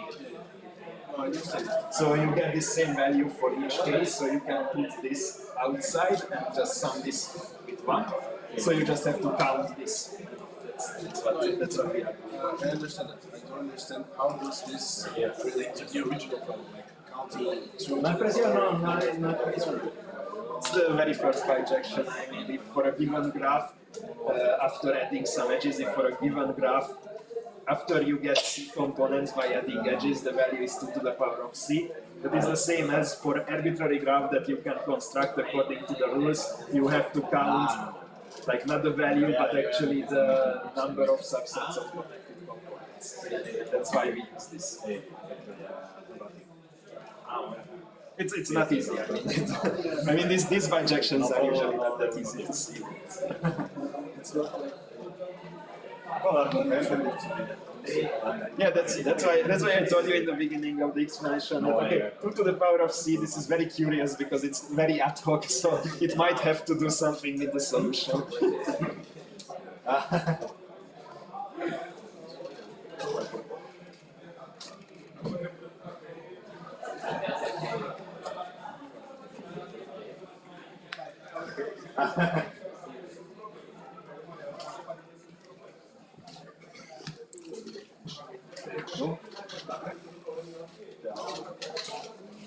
¿Tienes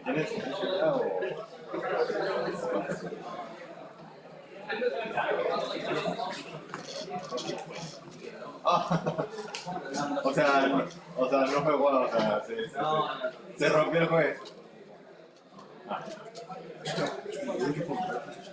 Pega uma configuração.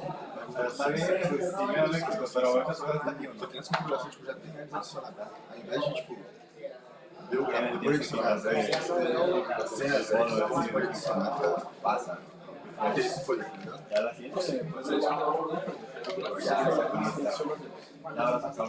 tipo, isso aqui é outros jeitos.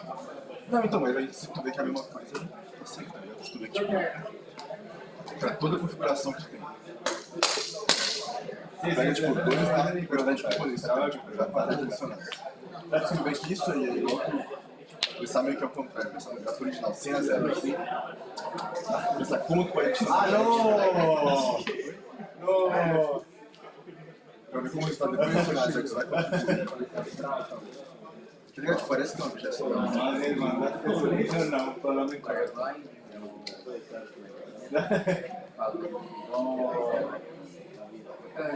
La vida.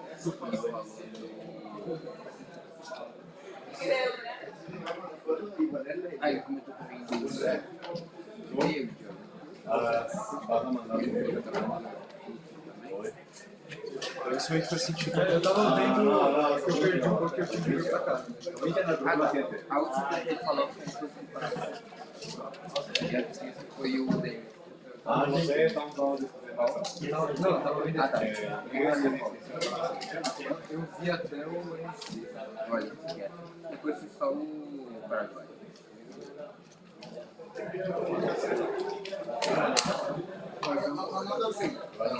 Like this Paraguay, you take Ellen out and you summarize it to like what's the maximum path you can go from LCA of Ellen? Yes, yeah, because I mean, yeah, I kind of not explained that, but you can easily see that everywhere you have a choice between the left side and the right side. So in the end, what you are calculating is some maximum over going left and going right.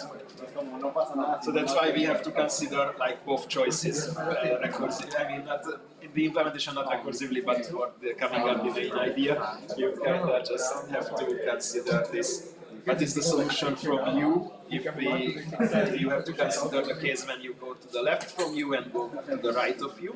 And the simplification is we don't need to like process many points here. There are 2 approaches. One approach is to like somehow calculate it for the highest point over an interval. The other approach is to like go from bottom up, so try to go up from L and R until you reach the LCA. I was explaining this direction.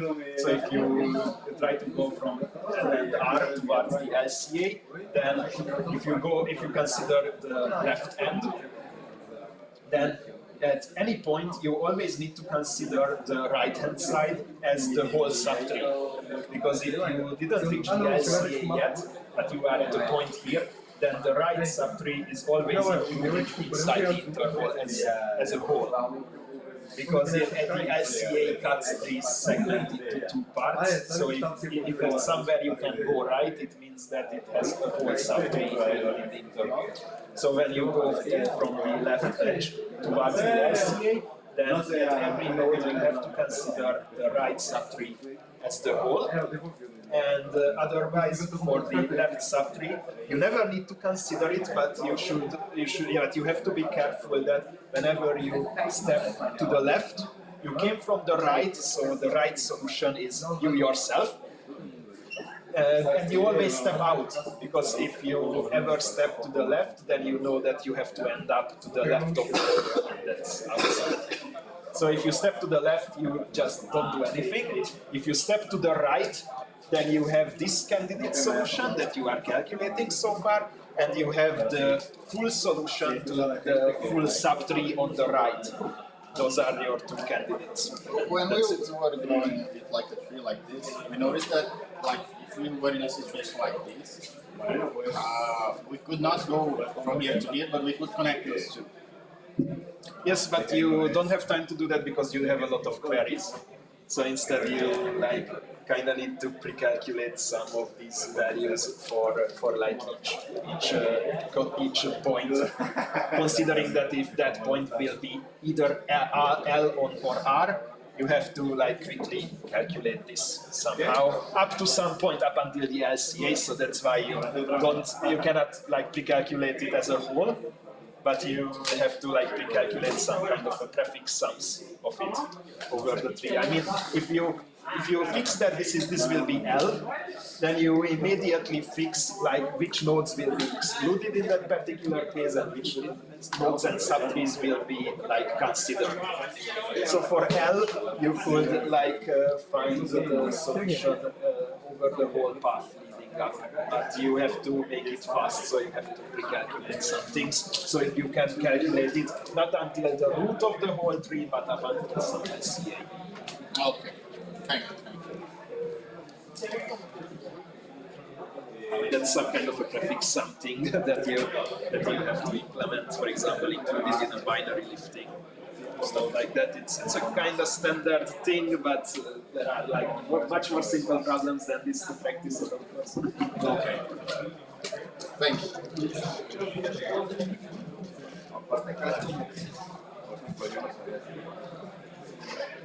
Y todos lo saben, es como que, ay, no quiero quedar mal con todos, lo voy a aprender, como que es como, no sé si hablar, bueno, no sé, es como, yo me presiono a mí mismo.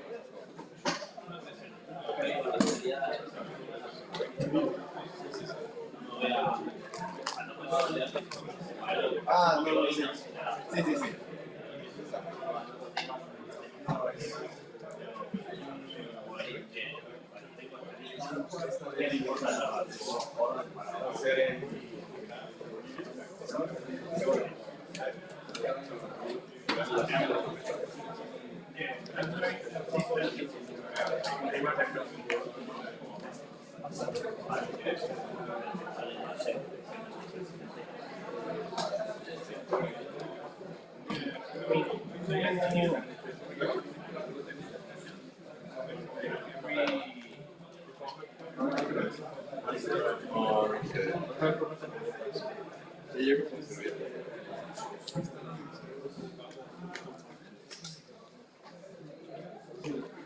Bueno, yo voy a hacer.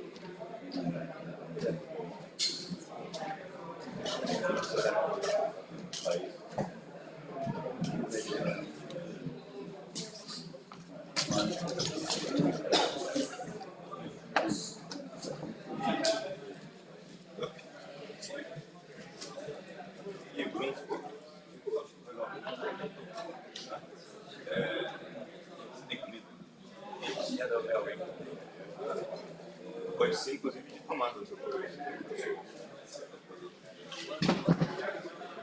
Você tem que me difamado?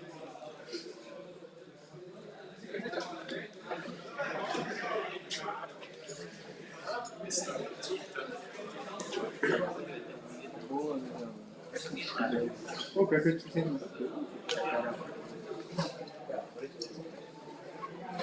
Já foi um mês.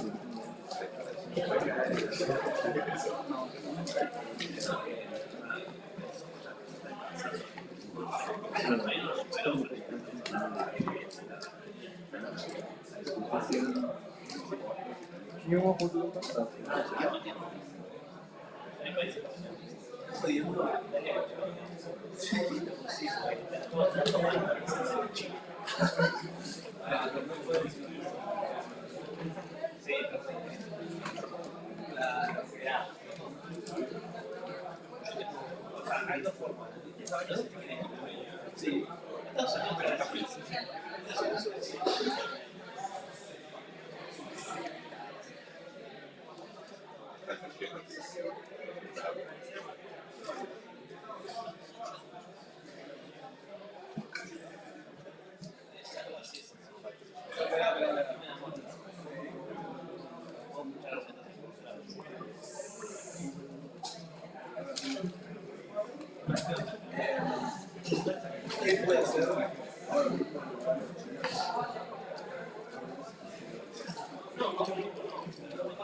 Si vas a China, o sea, la cosa es si vas a China. Ah, sí, sí, igual. Sí. Ahora sí, igual.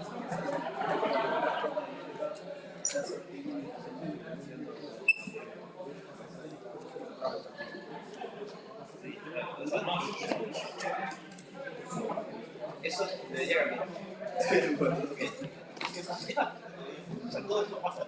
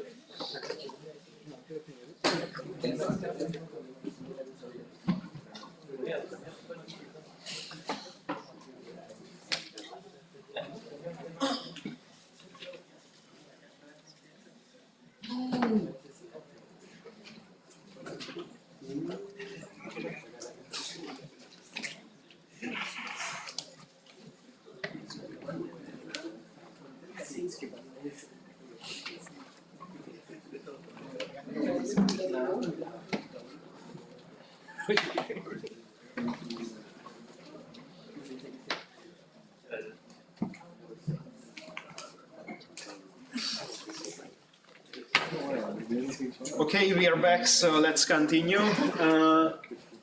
The next task I wanted to discuss is strange operation. Is it like K or something like that? Okay, so in strange operation you are given two arrays. So let me just quickly pull up an example.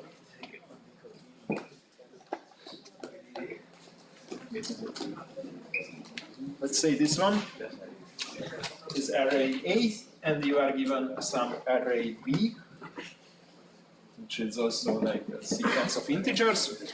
And you are given a strange operation which allows you to transform A, and you try to use that operation to transform A into array B.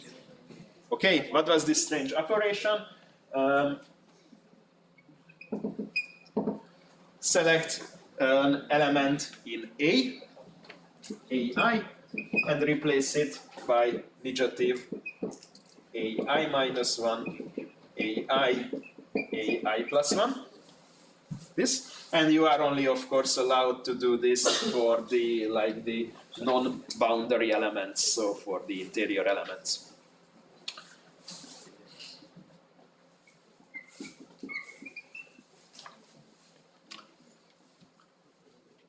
Okay, everyone understands the question. I think the statement is pretty simple. So yeah, this is exactly the kind of problem that makes you feel that you are not so good at code forces, but it is also partly independent of how good you are in ICPC, partly independent because otherwise having the skill to solve something like this is very useful. So anyway, this feels like a very ad hoc problem. So what usually happens with these problems is that the author of the problem discovered some arbitrary identity, property something, and turned it into a problem, hiding that property behind some curtain or disguise. This operation is the disguise, and we kind of have to figure out what is going on behind it. So usually you try to find some kind of an invariant property which allows you to not having to care too much about the changing of the elements. What makes this problem difficult is that the elements themselves change all around, so it seems very difficult to spot when a particular element will turn into a desired element. So let's try to analyze what this operation does. And you could argue that in many of these problems there is some connection to a kind of a prefix sum or some other cumulative value over A. I think this statement is true for I don't know, at least 90% of these problems, let's say. Not the prefix sum part, but that it is connected to some cumulative values in some way. So in this case, you can try to consider changes. For example, how much does the array A changes by performing the operation?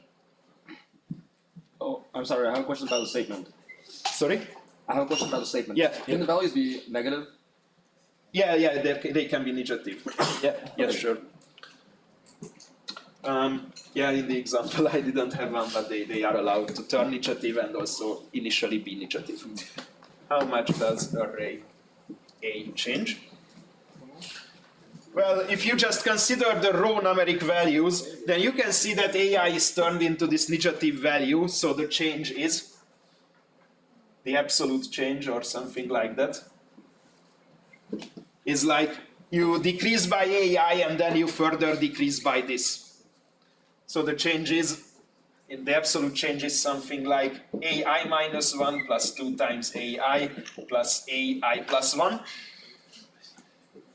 which can be conveniently grouped into AI minus 1 plus AI plus AI plus AI plus 1. So that might give you an idea to consider these pairwise sums. Because everything is changing according to these pairwise sums, right? So what happens if you consider like the pairwise sums of A, like this? So A was 2, 7, 1, 8, 2, 8. Okay, so let's see. The pairwise sum of this is 9. For the next one is 8. For the next one is 9. For the next one is 10. For the next one is 10.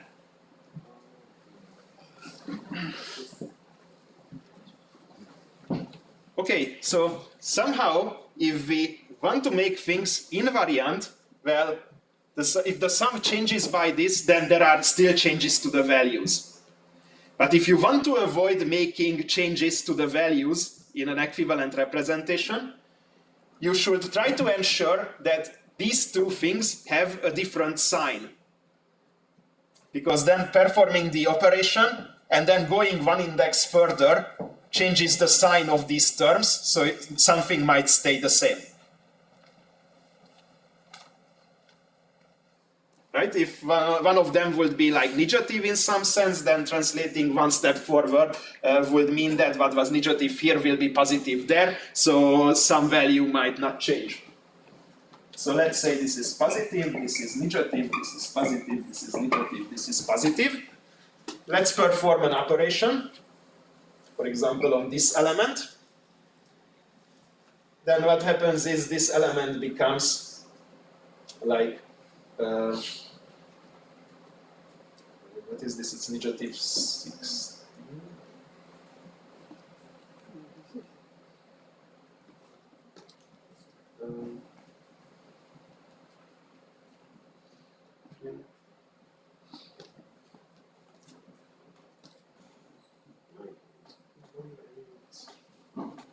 I mean that Yep,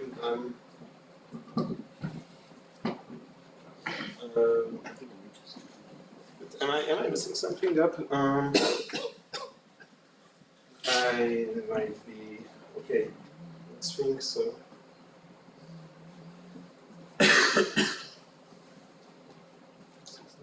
Yeah, that was correct.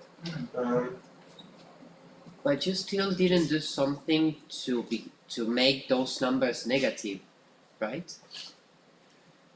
Sorry, once again. I mean, you are considering the 8 and the 10 are negative, but you still didn't change the formula to make them negative, so.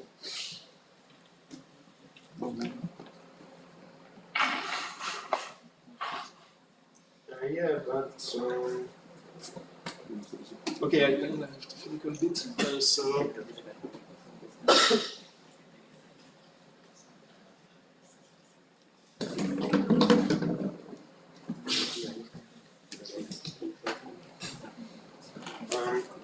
okay, that I might miss this second step of the construction. So It's correct. The formula. I mean, which formula? This? Yeah. Correct. Yeah, I'm just failing to see the particular change I'm looking for. So. If you apply the operation on this one, you highlight, you will get like minus 16, right? Then you have 7, minus 16. Yes, but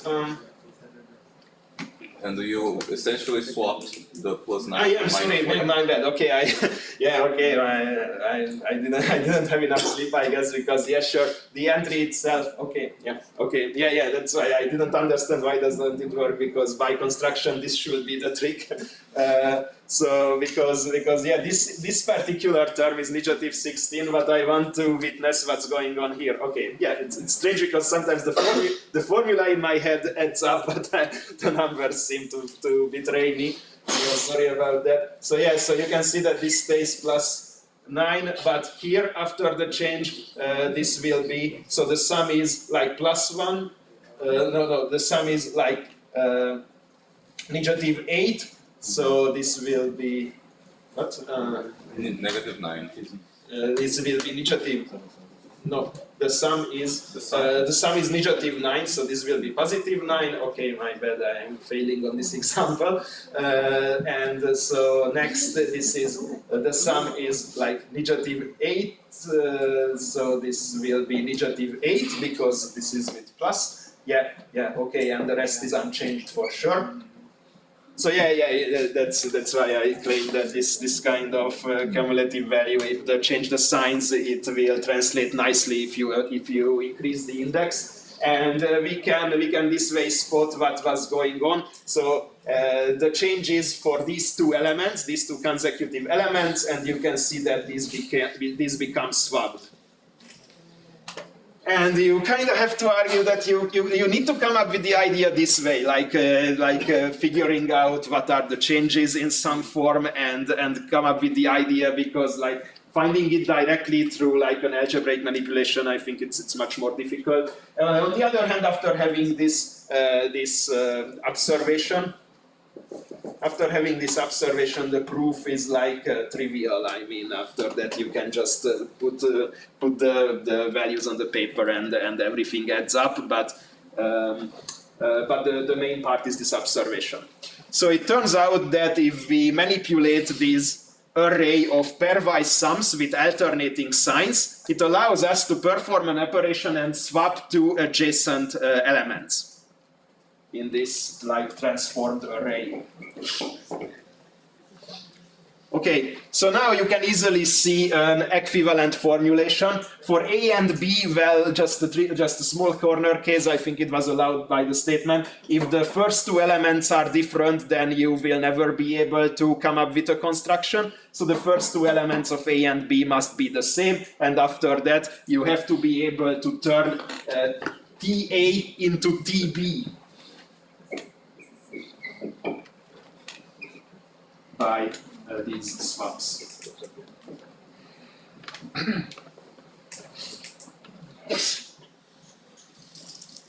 Okay, kind of that's it.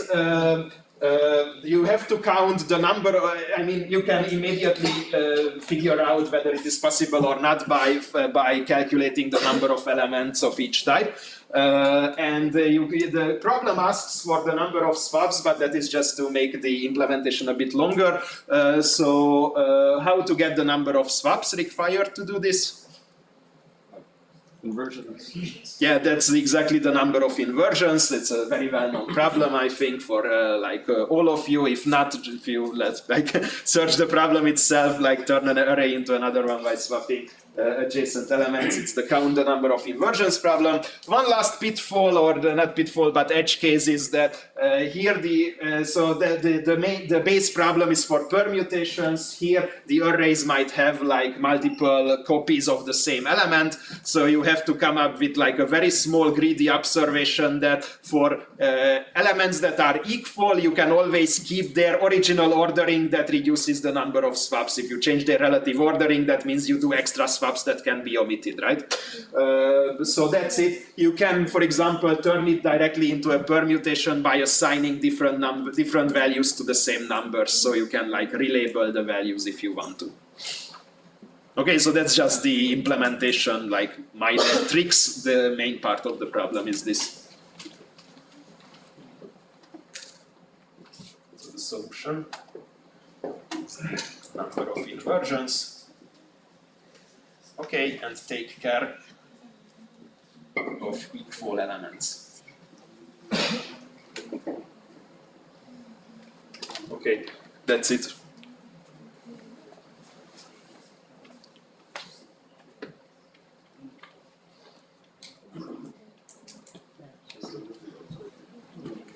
Oh, sorry, any questions?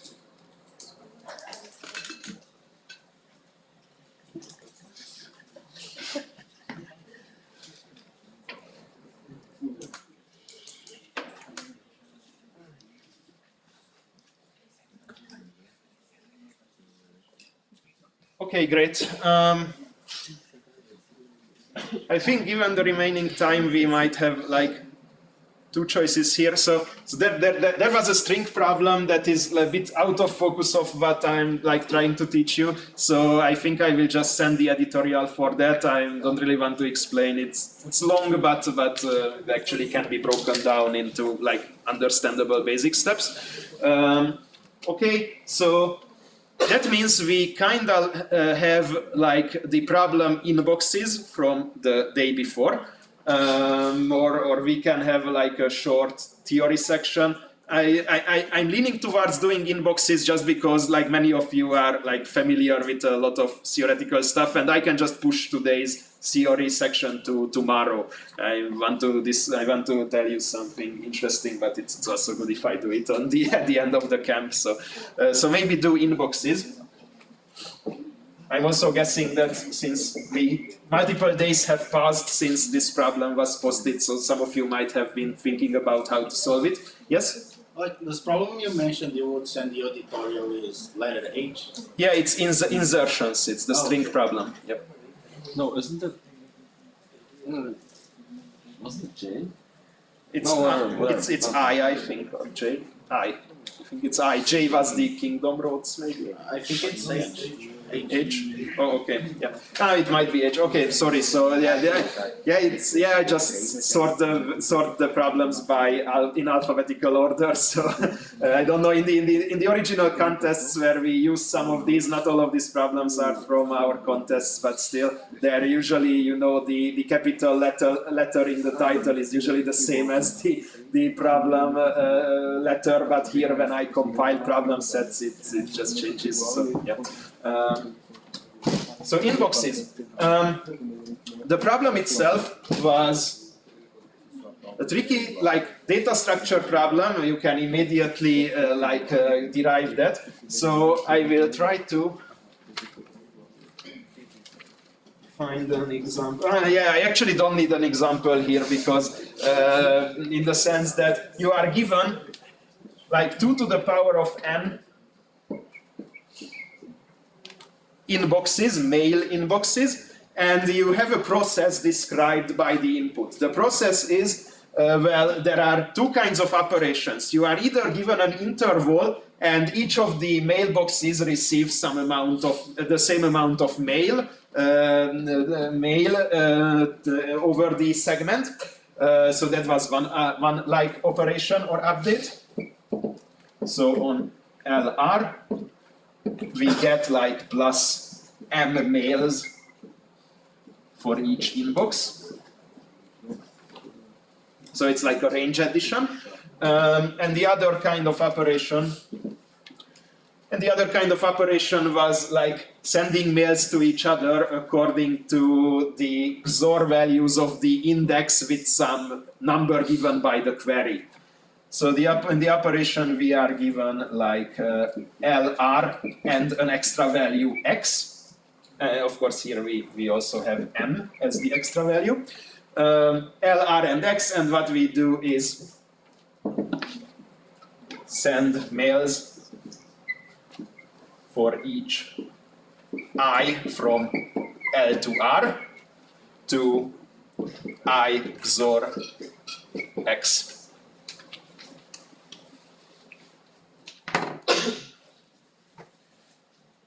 Okay, so I guess you understand. At the end of the statement, you have a process like this described by the input. At the end, we assign some values to each of the leaves, and you have to calculate the total value of answering the mails, so the total number of mails in each leaf multiplied by a given number summed up. So it works like some hash value in the end to check your simulation. Right? Okay, so yes, does anyone know the solution to this? Not? Great. Okay. The tricky part, I guess, is not the range addition, but what to do with this XORing stuff. So let's try to make some observations. The first observation, I think it appeared at multiple contests, at least I've seen it at some. I don't know how popular was it recently. So you can just consider a tree structure here, like a complete binary tree structure.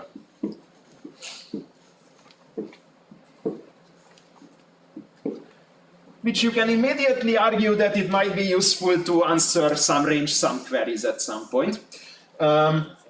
Or here we have range add queries, sorry about that. But anyway, so for XORing, you can argue that this binary tree corresponds to like the bit representation of each index and how to get to them. In the sense that if you label these edges like 0, 1 on each level, then to get to a particular number x equals 1, 0, 1, then you can just follow the bit representation and use the corresponding edge. Like it's like a tree on numbers, or how to pronounce it, this data structure, tree. It works something like that. So yeah, so for this particular index, which is 5, you can just follow this way. 1, 0, 1, and this is 5 if you index from 0.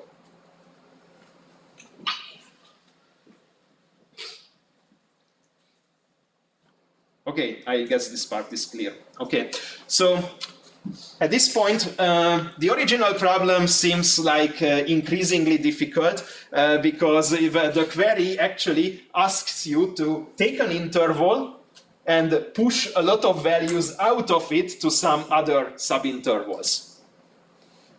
Okay, there is actually a way to solve it directly, but I think it's a bit more difficult. So I will make a transformation first that is actually easier to solve.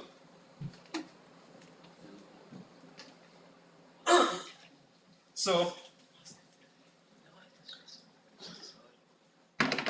it's up to personal preference, but I personally argued to myself that it might be better to have this kind of a query in reverse. So pushing values inside an interval based on the XOR instead of like spreading them throughout the tree. Because for that I kind of had an idea what to do. So can we turn it all around, like do every query in reverse? Actually, this final result, which looks like a hash value, is actually something that allows us to turn everything around, because we don't need to know how many males we have at the end at each node. Instead, we will work backwards.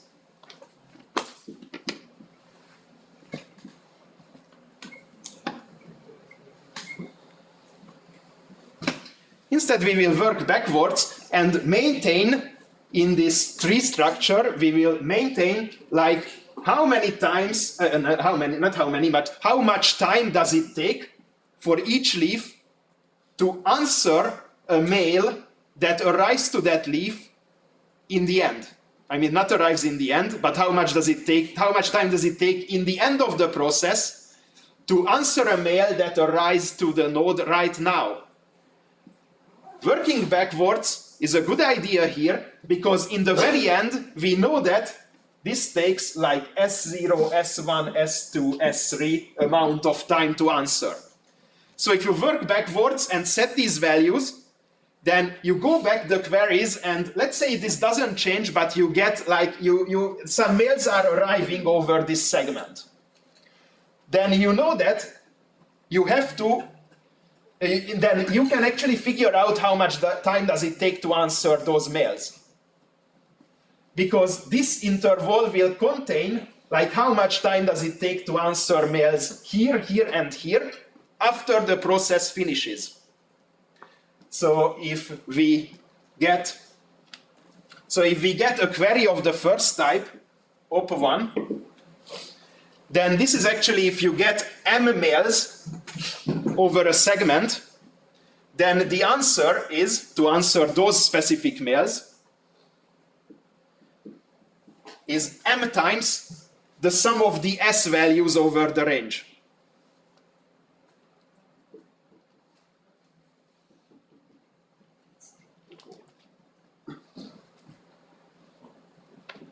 Right? Because m males arrive to each of these guys. And if these are the amount of time it will take to answer those after the process finishes, then it's m times S1 plus m times S2 plus m times S3. Okay, that was easy. The thing is, working backwards changes something in the nature of the problem, because now you have to maintain the S values over XORing. Because when you do a XOR operation over the tree, what happens now is that originally those males from here would be sent out, but that means that males that arrived earlier here from now on will take not S1, but let's say this is the swap S0 time to answer. So that means some S values will be copied inside this interval, overwriting these. Okay. Now if we have an operation 2, L, R, and X, then we need to update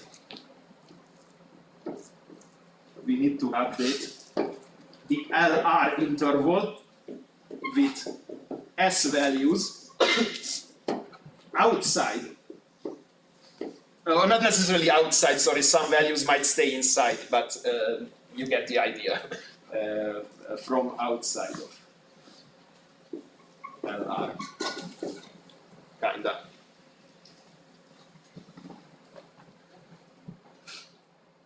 Okay, any questions to this idea? Okay, so if we can maintain this, then these range sum queries will find you the answer eventually. Okay, you go back to the start of the process, and at the very end you just need to process the initial amount of males, and that's it. Okay, so how to do this? That's the question. So if you understand like how range queries work in general, you know that they are good for us. They are a good tool because if you want to process an interval, the number of subintervals that you consider is logarithm of R. Right? It essentially breaks down the subsegment into like different lengths of powers of 2 and processes the corresponding nodes. Okay, so LR over a query is broken down into like logarithm of n, at most logarithm of n subintervals or subsegments. Okay, and it works like this. So if you have this, then of course this will be one subsegment, this will be the other one, which is represented by this node. Okay, so how to process the swap? I mean, what you need to do is then replace this node and replace, well, the tricky part is not just this node, but you essentially required to replace the whole subtree, because not just this node will get replaced from an outer interval, but also the order here can be changed by the query, right? So how to find the corresponding subintervals? Well, you can traverse this tree in parallel with 2 pointers. I mean, if we are, for example, reaching out to this left edge, then what you can do, let's say x is this value, 1, 0, 1, and you have this query, LR. So what you do is you go with 2 pointers. You go with the pointer that will eventually reaches here, and in parallel you do the permutation steps according to x. So 1 means go in the other direction, because the XOR value is then 1, or the XOR value then changes from 0 to 1 or from 1 to 0, and 0 means go in the same direction, right? So 1, 0, 1 means go to the opposite direction, go to the same direction, and then go in the opposite direction. So that way you find the pair of any node. And for this one, you do the same, but you stop one level higher. Okay, so what we want to do is, is stop at the level where we find the corresponding subinterval. So for this particular one, it's this. Okay, suppose that we reached these two. Now, after reaching these two, we want to remove this subtree, put this subtree here, and also because of this remaining index, we have to swap it. So the issue is, if you do this copying, then of course it's a square solution. It's very slow. So how to do this efficiently? Okay, first thing first. You don't need to do the rest. If you have like lots of bits left, you might have some permutations at the lower levels. So you can just save those permutations for later when you actually need to process some leaf in the subtree and maintain a lazy value. The lazy value will contain the remaining bits of x that were not used to traverse. So for example, when you reach here, the lazy value is like 0, 1. 0 represents, no, actually it's just 1. 1 represents that we need to do a swap here.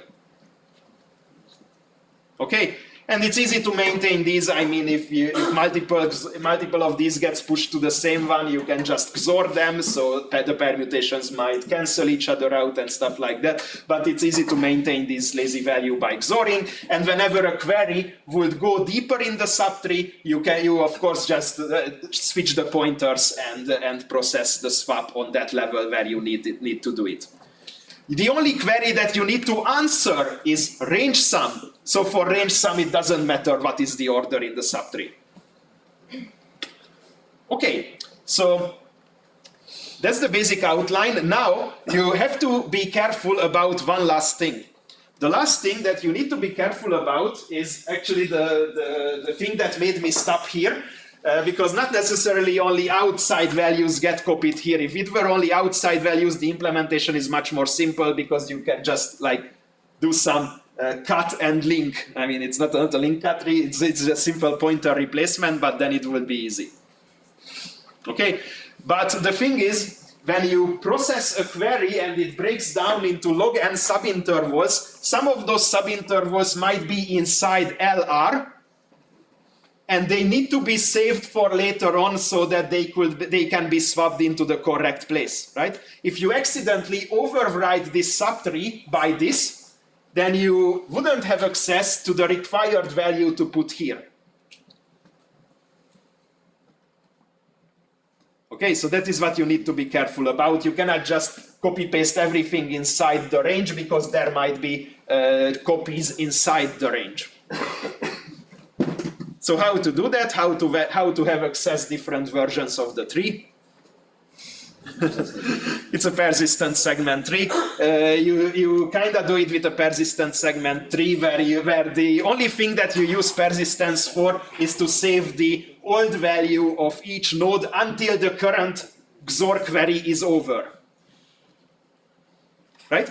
So while doing the XOR query, you traverse the current version of the tree, and you start creating the next version of the tree by essentially copying a node, copy the pointers, save the lazy value, and when traveling back, you just create the new version of the path towards the root, because that's what the persistent segment tree does. It copies one particular path. Okay, and this way, since you are creating the next version already, there is no way to mess this up. And I think that completes the solution, right? So just to have some notes about this. Careful, we don't want to overwrite values in LR during a query. so maintain them in a persistent segment tree.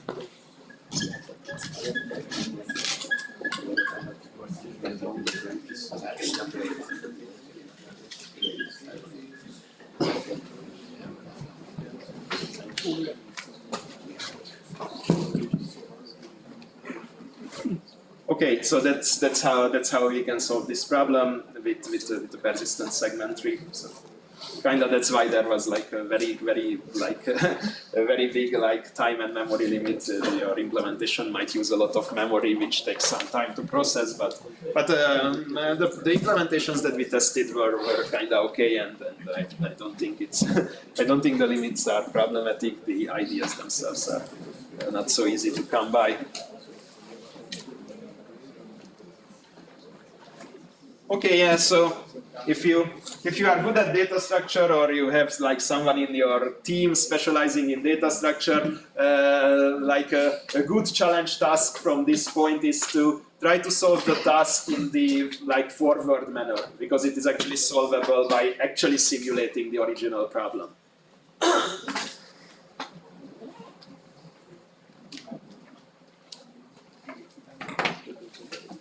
Actually, if you like know how to do something like a link cut tree online, so you know the offline is very easy. It's just a DSU with reversals. But if you can do like a link cut tree online, it's actually like a type of link cut tree. It's a bit more simple. You don't need to care about the so-called splay trees, which are tricky. But here you kind of don't have them. So that's something that you might want to explore. But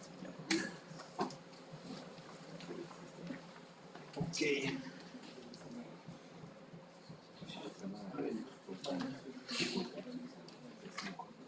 We just have very little time left to consider what we have.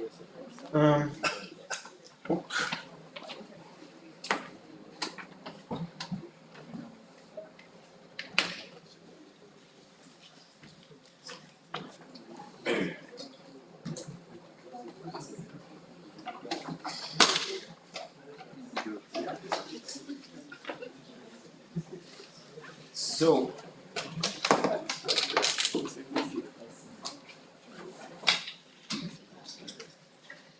yeah, okay, yeah, we can just talk about something just so I can get an idea about what to talk about tomorrow. So, with some of you we discussed when there was a problem like on day 2, I think, or day 1, day 2, it doesn't matter where you had these king movements over the chessboard, right?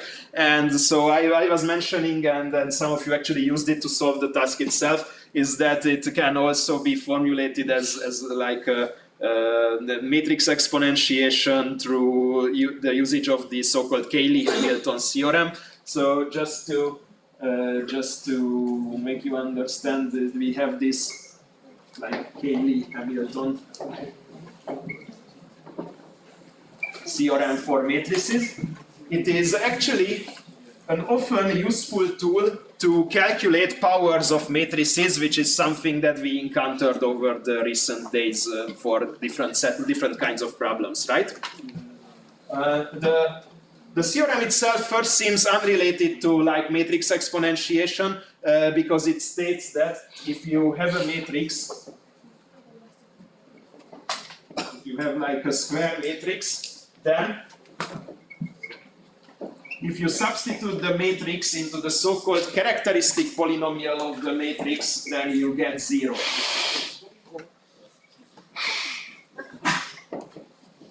Characteristic polynomial of A. Okay, so who knows this theorem? Okay, not so many people. That's surprising. I mean, it kind of depends on the region, I guess. That from where I'm from, we study like a lot of linear algebra, so everyone knows this. But I guess then it's kind of different in different places. Okay, the proof itself is difficult, so don't worry. I'm not going to explain it. Also, it's in like literally every linear algebra book, so it's like some common topic. But on the other hand, just try to understand that who does know what is the characteristic polynomial? Okay, not everyone. So the characteristic polynomial is like, okay, and then just so you understand how you obtain it. If you have a matrix, then what you do is take the elements of the matrix.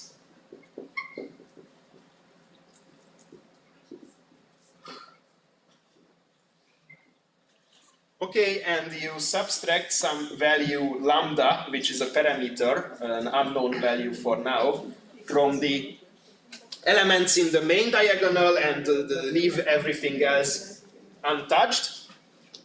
And then you compute the determinant of this matrix. Okay, so who knows what is the determinant? Okay, I think we finally reached like a common baseline. So the characteristic polynomial is the determinant of this matrix. It's actually very important in studying like the geometric aspects of a linear transformation because it directly correlates to like having a linear transformation and computing the invariant directions. The vectors in which the vectors for which in the direction of the vector applying the transformation to any point will make the point stay over this line, right? So if somebody studied this, that's where this thing comes from. Yes. Is the characteristic polynomial an eigenvector or? No, it's a polynomial. I mean, if you calculate this determinant and suppose that the matrix A is given and lambda is a variable, introduce this lambda as a variable, then this determinant is also, so this will be P lambda, a polynomial of degree n.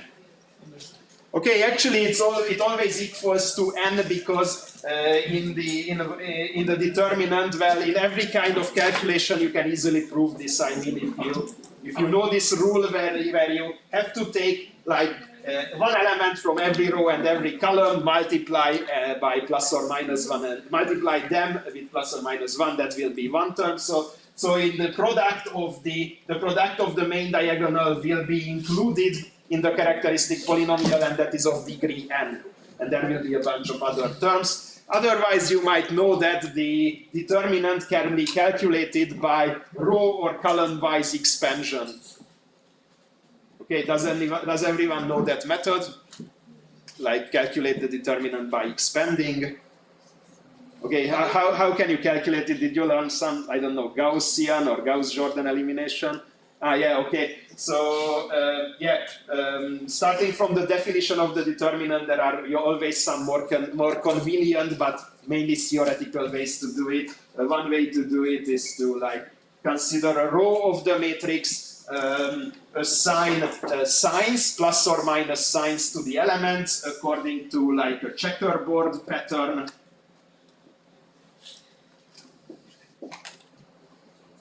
Okay, and then take the element with the sign and multiply it by the determinant that you obtain by removing the row or the column. That's like the recursive definition or expansion of the determinants. Okay, you can read about the determinant. That's not really what I want to use here or apply here. It's just to have some ideas what you can look up. So we have this characteristic polynomial and the theorem that guarantees us if you substitute the matrix into the polynomial, I mean that makes sense if you have some polynomial like, I don't know, x to 2000 minus x minus 1. Then you can substitute the polynomial that will be like a combination of the matrix powers. Right, so PA is like A to 2000 minus A minus the identity matrix. Okay, 1 translates to the 0th power of A, which is the identity matrix, equals to 0.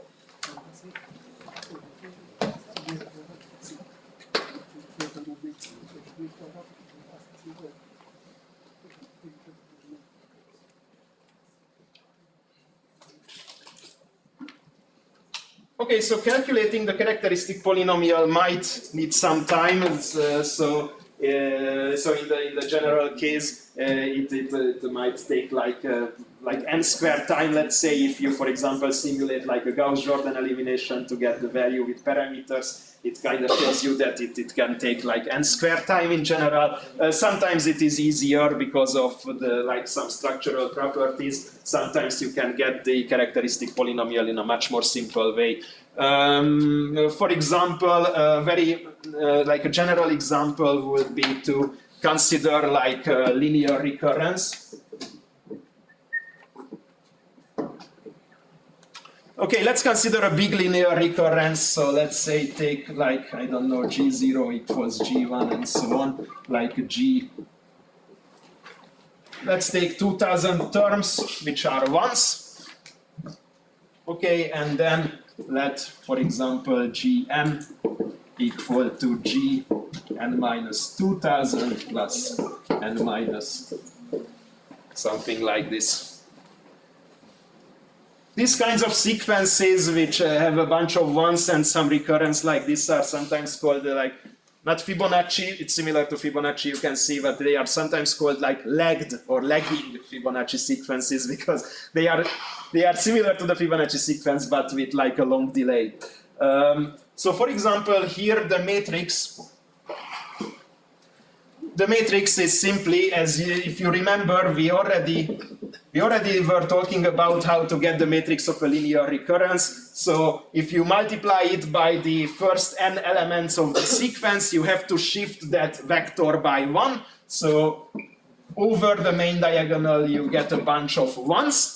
And in the last line, you need to calculate the next term in the sequence. So there you have to put the recurrence relation, which in this case is like 1, 1 here, and then a bunch of zeros. Okay, this is, for example, a good example if you want to calculate the characteristic polynomial. You can also see that for linear recurrences, the main diagonal is simple because it will only have like negative lambdas. So you can try to use that expansion formula for the last row. Usually, I think that's what we do when we derive these kinds of results. So expansion by the last row is relatively simple because the sub-matrices you get have like a very simple structure. I'm not going to calculate this because of time constraint and also because of like not everyone was fully familiar with the formulas, but this way you can get the determinant in terms of lambda, which is something like x to 2000 minus x minus 1. So the same as it's the same thing that I put there. Actually, for linear recurrences, you can prove that if you have like general recurrence with coefficients here like Gn equals something like I don't know. C0 times G n minus whatever k, if you are given a k, or k minus n will be a better notation, plus C1 times like G k minus n plus 1, and so on. So if you have like a general linear recurrence, the characteristic polynomial is always like this, so you get like x to the, so you kind of replace these gn, gn minus 1, g, what is it? Okay, let's just consider this for the very first step, so that's easier, c0 times g0, c1 times g1, and so on. So let's say this is how you calculate the first element after the initial segment. So then it will always look like you can replace these g terms by the corresponding power of x. So here you get x to n equals c0 times x to the power of 0, c1 times x to the power of 1, and so on. So if you just have a recurrence relation, then from like replacing gn with x to the power of n always gives you the correct characteristic polynomial. You can prove that similarly to how you would calculate it for this specific sequence. Okay, I am stepping over this just because of time constraint and because this is like some otherwise very well-known thing. It's almost in every book. So yeah, that's it. We have the characteristic polynomial. So after that, you can get the idea that okay, if the matrix is a solution to the characteristic polynomial, then actually you can directly say that. Let's look at this. So this is the characteristic polynomial. If you substitute the matrix, it will be 0. So it means that, as I wrote there, a to 2000 minus a minus I equals to 0. So you could argue that this formula gives you the value of a to 2000 in terms of like lower powers of the matrix. Similarly to here, if you substitute a, then this relation will hold for a, so a to n equals to some linear combination of lower degree terms. Okay, that's the main idea, and it can be used to like calculate higher powers. Let's say you want a to like 2048. You could argue that a to, let's say this power is a to 2000 times a to 48. So you can express this using the lower powers of a, so this is a plus I times a 48. So you get it as a combination of a 49 plus a 48. Okay, and you might think about like applying it to some very large power of a if the problem asks for like the kth power of a, where k is like 10 to 9, 10 to 18, or some big number. You might think about trying to repeatedly reduce the degree of the reduce the degree of a to and express it in terms of lower powers, right? Because thinking about it, and this is where I'm going to finish for today.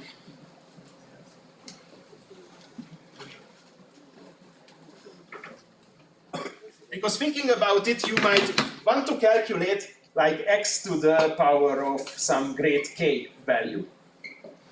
Then this is a polynomial. So by polynomial division, you can argue that this can be expressed as qx times the characteristic polynomial px plus some remainder.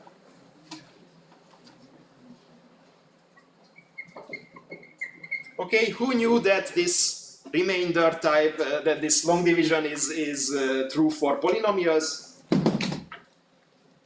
Okay, I'm just a bit surprised that not everyone, but yeah, it's true. So this is called like polynomial division, that you can do polynomial division just like you divide like integers. So it is you divide by px, so you get px times the quotient plus some remainder, where the degree of the remainder is smaller than n, if n is like the degree of p.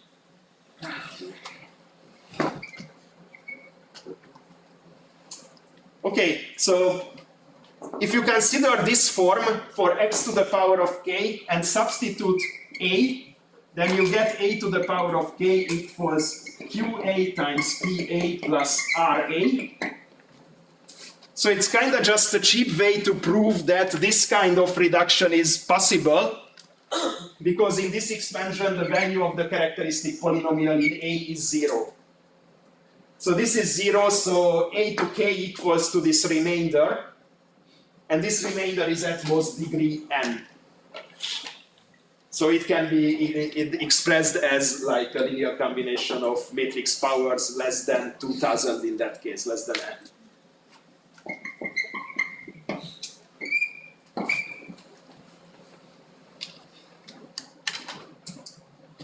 Okay. Okay, so of course the question is how to do this algorithmically, and that's we are not going to talk about today, of course, because time is up. So who knows how to do it algorithmically? Okay, I mean, who can derive like the formula without using a library? Okay, great. That's good to know. That some of you actually studied it. Good. So I don't know. We might have the time to talk about it a little bit. It's actually like a pretty clever algorithm, I would say. So yeah, this can be done quickly. Which kind of allows us to, for example, for linear recurrences, compute the high index term of the linear recurrence efficiently by somehow constructing this R polynomial. Okay, we will see that this idea came up because this can be used to solve that king problem that we had on one of the days. Not by itself, so it's not like a cheese way to solve the task, but you can do this, somehow get that matrix, calculate the characteristic polynomial. First thing you need is that the characteristic polynomial, no, here you don't need that, you can kind of brute force it because the matrix is not that large, but you can actually like simply express the characteristic polynomial, and then you apply this to express the large power of A in terms of like linear combination of the low powers, and then you still need to solve a problem, namely this R is a linear combination of the first n powers. So if you just brute force calculate the first n powers, then it does not work. So you have to be clever and consider whether you just need a particular row or column or entry of the matrix and come up with some argument that allows you to calculate that for the low powers. You still need that kind of step, which does not really make the problem like easier. So it's not a cheese way, but it's like a good general setting which allows you to sometimes efficiently calculate large matrix powers. Okay. Okay, let's stop here. Yeah, that's all for today. Enjoy your lunch, good luck at the contest, and we will have the last day tomorrow. Thank you for your attention.